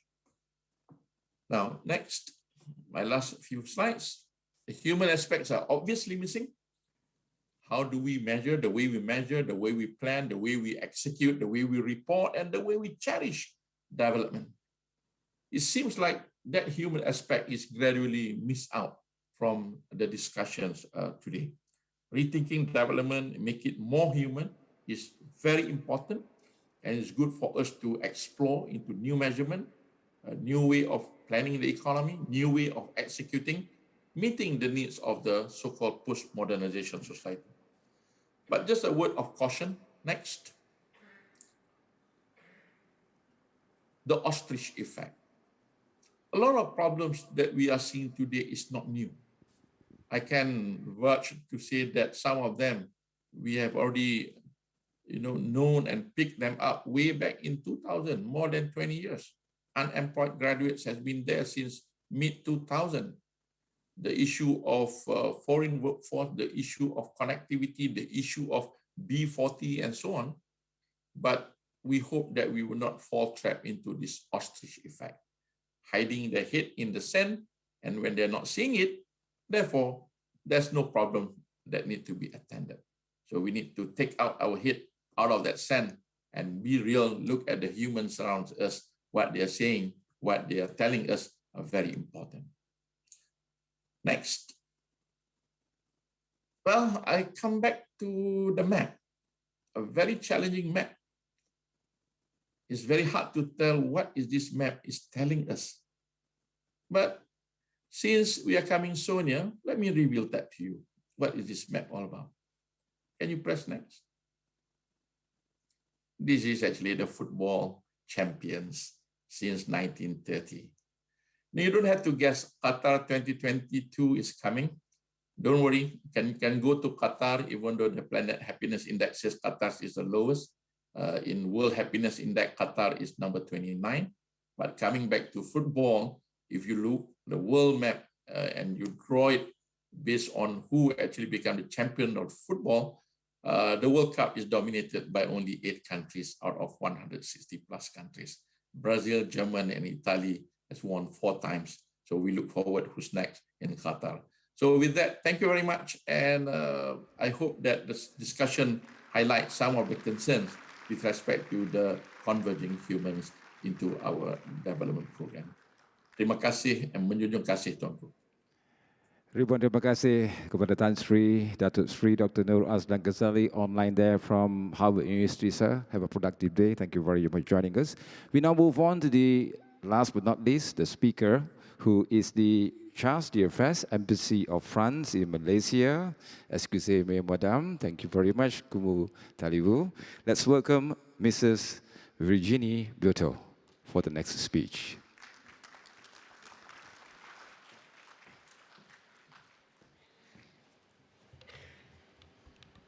Your Royal Highness, Sultan Nazrin Muhyiddin Shah, Ibn al-Marhum, Sultan Azlan Muhyiddin Shah al-Mahfouzla, Sultan of Perak, Darul Ridwan.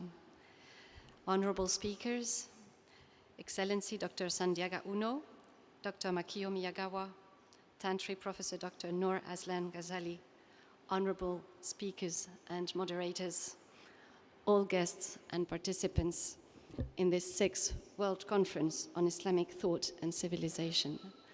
Thank you very much for inviting me on behalf of the French Embassy in Malaysia.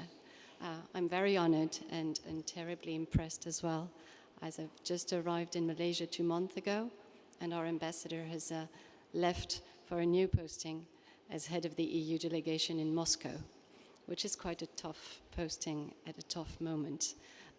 But coming back to the theme of today, sharing our humanity and getting together, I think Roland Galarrague, as some of you may have known, will be a right person to try and figure out ways of understanding better, of finding words, and he's a real firm believer in dialogue and in values, and so I'm sure he'll be doing well.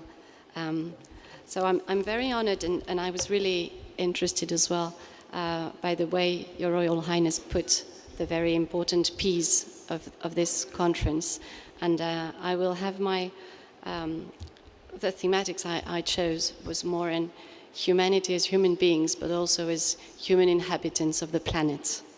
And I think we have long defined our humanity by referring to mankind as the center of the universe. And it took us quite long to admit the universe wasn't actually revolving around us. And we were, as I put it, a fragment of infinity. There is a very known astrophysician called Trinh Xuan Tuan. He studied in France and then in the United States. And he wrote a very beautiful book called The Cosmos and the Lotus, and dealing with his scientific credentials and formation and his beliefs in Buddhism, saying that we were all made of the same materials as the stars, the same chemicals. And I wanted to insist on this because I think it's a way of rethinking our humanity as part of a whole. The history of humanity is at the same time a quest to understand and to control our environment. So we can first survive in this environment and then develop and expand as a species.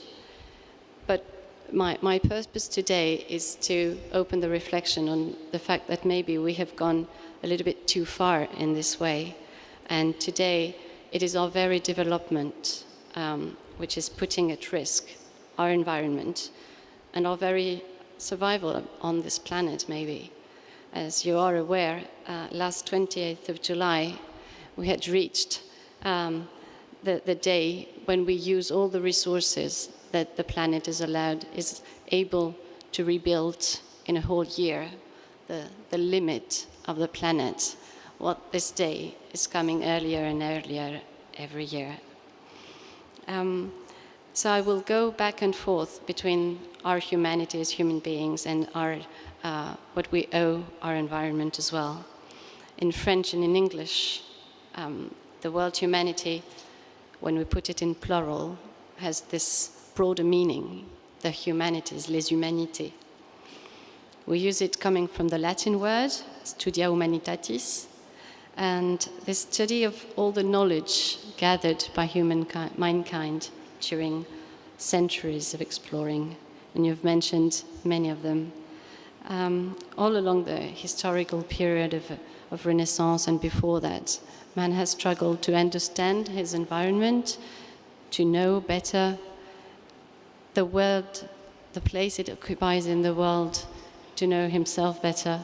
And this in this search of knowledge, we've been creating our education, and this university is an example, of course, of what mankind can do when you gather all the educational skills and all the knowledge of all the different people coming in together to have this kind of very interesting discussions and proposals and questioning of what we know and what we're trying to figure out. This development in France, but not only in France, of course, in all of our countries, developed along a pattern of going abroad, at least for France, big explorations of the world, And this was what this period and this word humanity referred to for me when I first thought about this conference. We've been exploring the world from China to Southeast Asia with this great Admiral Zhang He, the Portuguese people with Bartolomé Dias and coming through the Cape of Good Hope, Jacques Cartier going to the north of Canada. And we've also done it in a way of, again, gathering knowledge of our geographical environment, but getting into deep analysis and scientific collection of things. And I was thinking about Bougainville because he came to the South Pacific Islands and did this first French around the world trip. All these scientific discoveries are for us today a way of trying to convene our special place in the world. We are the species that is analyzing what's happening, what it can do to the planet. And because of that, some thinkers today think that here came the problem or the origin of the ecological crisis. Because we've put man in the center of everything, because we've sometimes given it too much importance over nature, the exaltation of the individual in some of our societies, then we think today that man has gone too far. And there is an interesting economist in France called Jean-Marc Jancovici. He's been working on carbon bilan. They're working also very much on climate change, and he's been creating a shift association. I don't know if you've heard about it. And this shift association, shift project, wants human beings and our society, at least in France, to understand the impact we have on the environment and to be able to correct it when this impact is negative. And as civil servants in France, we now have trainings on these projects to try to understand better, and this was mentioned earlier by other people, all the actions that we, our states, are having, the impact of our decision-making in every area of government, of course, in the economics, of course, in the industry. This shift project invites us to go back to maybe the theme of this conference. How do we converge? How do we converge not only as humans, but also how do we come back to our planet where we all came from? As I was thinking about this, I had a very nice image of the Museum the Museum of Natural Sciences in Paris, where we gather so much of our knowledge. And all of these studies and all of what we're doing in universities does help us understand better our role. For example, a few southern species were known in the mid-17th century, and we now identify more than 2 million. But we think it's only represents 20% of the total diversity of our planet. This is important to know because it makes us more humble in front of the richness of the creation and of our planet. And as diplomats, we're always very interested and eager to have cooperation on scientific and cultural themes. I've been posted in Mexico, and we've been working a lot on biodiversity with the Mexican counterparts. And I've been invited here as well. I know that all this cooperation with the universities helps us to get to a better understanding of each other, to share our knowledge, and the exchange that we're having with the Malaysian university, especially in Perak, do help us grow as human beings, grow as partners, help our economy develop, help for us to create jobs, but they do have an impact on this planet that we really need to take into account more. And just sharing with you, the younger generations in France are very aware of that, and not only in France, aware that they want to learn more, they want to develop as young adults, and to have responsibilities and to be able to live a life like we have. But they have this sense of emergency, this sense of responsibility, a sense of how can this last? Will we still be able to enjoy the same beauties that we are enjoying now? Are we still be able to, just go and travel abroad, visit other countries, invent new technologies, or are we at a turning point? And I think we are at a turning point. We've had many philosophers since the Enlightenment, and I was reading a French philosopher, a recent one called Joël Zasque, and insisting on the importance for her of returning as being guardians of our planet. And I think our planet really needs it, and you've mentioned it earlier as well. Lately, we've seen a third of Pakistan underwater, more than 140,000 dead people, the same amount injured, millions in emergency situations. In the Horn of Africa, the worst drought in 40 years. In the humanity, one half of humanity is now living in a zone of climate danger. In France, for example, the fires have been the worst ever seen for ages. And they've left a devastated landscape, but also an open way for thinking about the way, for example, we're using our forests, or we plant them, or we take care of them. Joël Zasque has reminding about the Enlightenment. C'était the citation of a book called Candide by Voltaire. And in this book, there's an invitation in French, il faut cultiver notre jardin. We have to cultivate our garden.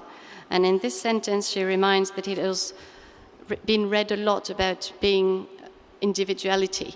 Everyone needs to cultivate his own garden as being preoccupied with their own business, take care only of their own self, which it should be read in the other way.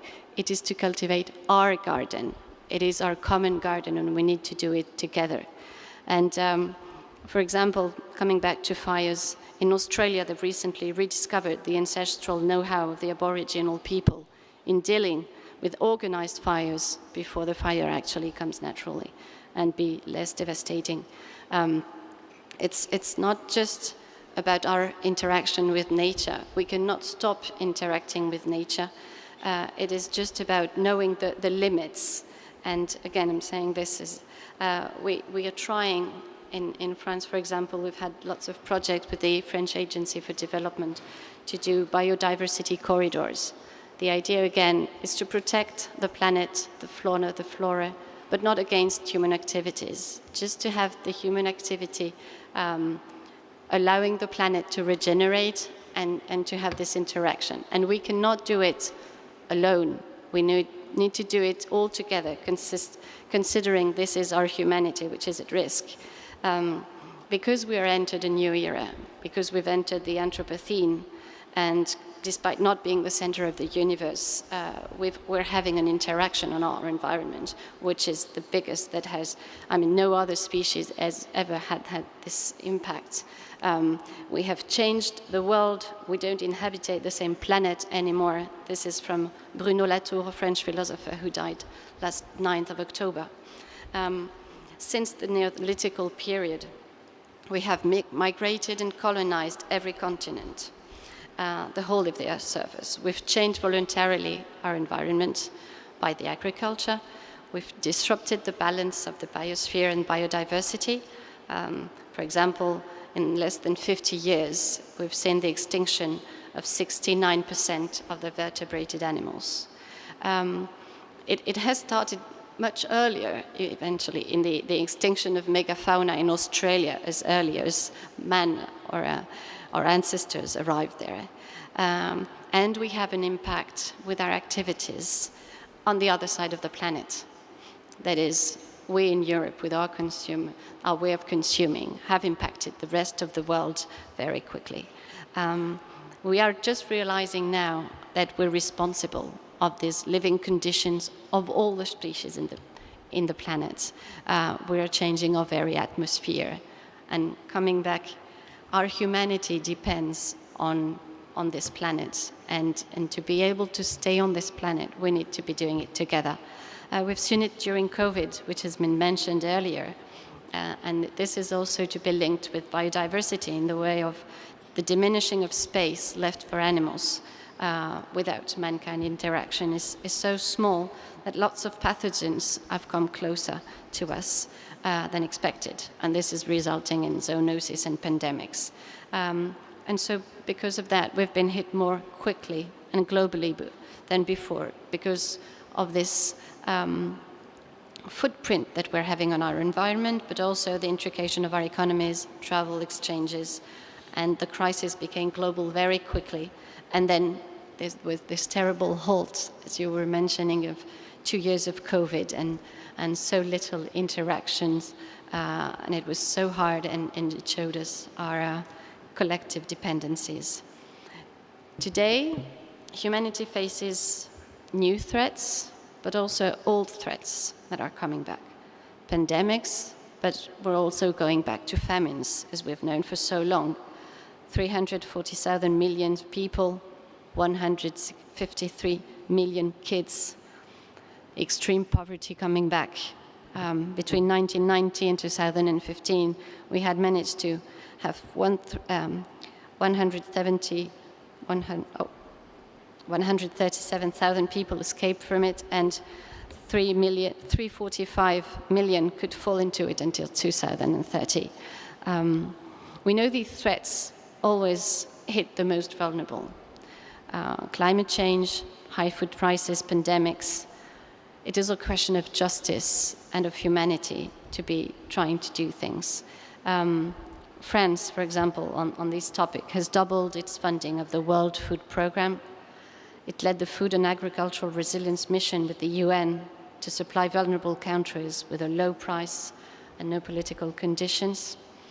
We're trying to invest in agricultural production with different countries willing to stop on relying on others for importation, like Senegal, for example. On climate issues, France, as a developed country and an industrialized one for a long term, needs to do more. It needs to be contributing to the $100 billion that have been pledged by the developing countries by the developed countries for adaptation that were announced in the Paris Agreement in 2015. We have contributed to setting the most ambitious climate target as the European Union, with climate neutrality by 2050. We remain committed to eradicating coal as an energy source, even if the crisis now, energy crisis in Europe, is a difficulty. Under the French presidency of the EU Council, we've adopted the Climate Pact with an objective of a 55% decrease in CO2 emissions by 2030, compared with the numbers of 1990. We really to engage, but we need to do it all together. And that's why France wants to keep on working, for example, with China, because we cannot do things alone. There's no economic nor ecological transition, each country in its place. So we're also working on carbon sinks and biodiversity. I'm so happy to be able to discover Malaysia now that I've arrived, which is a biodiverse country, and with whom we can be doing so much. We're working actually with Costa Rica to host the 2025 UN Ocean Conference. And we've been sincerely contributing to multilateral actions. There also is a problem of justice everywhere, and you were mentioning what we're doing for the people. Even in developed countries, we have a problem of inequalities, and this was mentioned earlier. We need to convince people there's no alternative between managing to go until the end of the month and fighting not to get to the end of the world. And this we need to do and to address, because in our countries, the way we developed makes it sometimes more difficult for people with less instruction, less access to good jobs, less access to economical wealth, to accept the impact this ecological transition will have on their daily lives. If you live in Paris and you can go cycling to work every day, it's easier not to use a car because you don't need it, and so it's easier to resume your consumption of fuel. If you live very far from where you work, if you need to drive a car for your work, then and you're fighting to get at the end of the month and to pay your bills, then when the government comes and say, oh, we will put higher taxes on oil, and then these people need to be convinced we're not doing it at their expense. And this is a problem that we have to address in our countries, because it is a question of balance between who's doing the best efforts, and the best efforts should, of course, in our sense, be done by the most wealthy ones as well, the ones that have the possibility to do it. I will conclude my topic saying that we are invited by this philosopher I mentioned earlier, Bruno Latour, to reflect on what we need and not what we want. And I know that in many other countries and civilizations, maybe you haven't gone so far in thinking about what you want and what you need. So this is a thought that I share for my country and our Europe and all. We really need to go back to this. And Bruno Latour, worked a lot on the topic in France, and we know that civil society is very aware of that. We have different kinds of organizations. Young people especially want to change things and to change organization. They question about our capitalistic model. They want to have alternative models. Bruno Latour says, in order to know what we really need, we need to know ourselves better. And how best to do that than with exchanging with each other. Trying to know someone who's different from you helps you know yourself better. And he was enhancing this through collective reflections, ateliers, this kind of very interesting conference, but also artists' performance. And I'm sure being in Malaysia, with its exceptional diversity and richness of traditions, of culture, of arts, has a huge contribution to make in this sense. I would just like to conclude with another point. Philippe Descola is an anthropologist and has been writing a lot on the Jivaro people in Amazonia, but he calls for a new anthropology, and an anthropology that will treat non-humans as equals, in the sense of taking into account their needs, because we depend on them. And one of his proposals, and it has been done in certain places, is to give a legal personality to natural settings, for example, to mountains, in order to best defend their interests. Of course, these interests would be defended through mandatory peoples who depend on them. And they're, for example, the inhabitants of a village, if the mountain of this village or the lake of this village has a legal personality, then the inhabitants, depending on it for their life, would be able to defend it in the courts, as we have the protection of environment in our constitution. And one of the words this philosopher used was to say, we need to be building politics on the earth at a common house. And it made me think of the longhouse. And I think, again, that Malaysia, with its traditions of exchanges, of reflection, of common sharing of living and collaboration together, has a lot of things to do to inspire us. So, terima kasih. Thank you very much. Magnifique discours. Merci beaucoup, Madame Virginia Bioto, is the charge d'affaires, Embassy of France in Malaysia. Thank you. Ampun Tuanku, we have listened attentively to the four renowned and learned speakers sharing their wisdom, thoughts, and relatable information with all of us today via the Zoom online platform and physical presentation. And may particularly invite the two learned speakers to kindly return back to your respective seats. Thank you very much. May I welcome once again Dr. Makio Miyagawa and Madame Virginie Bioto.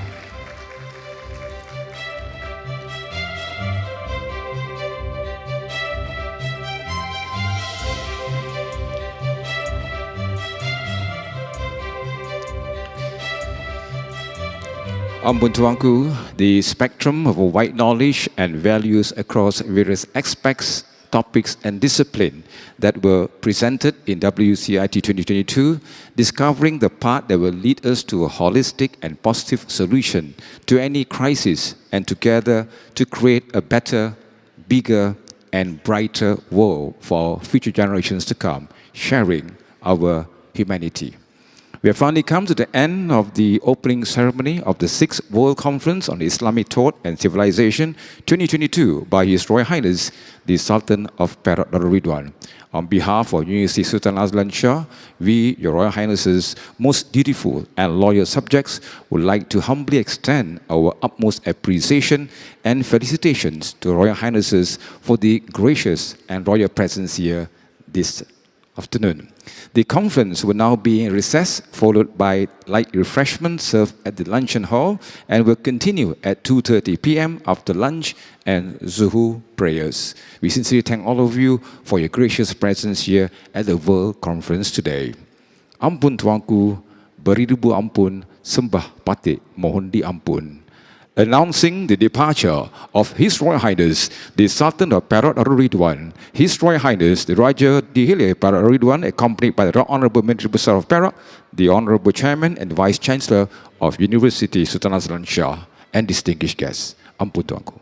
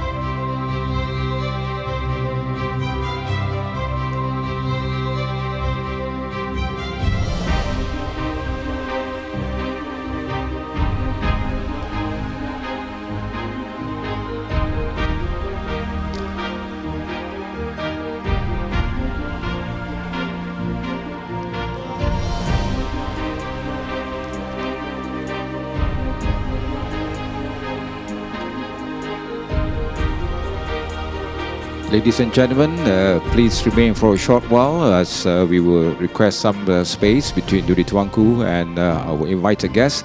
Remember, very important for those delegates who have not QR code your presence, please do so at the reception counter. Please drop by to the reception counter. Ensure that you have already scanned the QR code, and we hope that with this, we wish you a pleasant afternoon. Have a special luncheon which is being held on the mezzanine floor, and we will see you before 2:30 p.m. So please be back here at 2:15 p.m. Para hadirin sekalian di Pelawa untuk menjamu selera di tingkat mezzanine dan kembali ke conference ini pada pukul 2.15 petang. Terima kasih dan jumpa lagi pada pukul 2.15 petang. Terima kasih.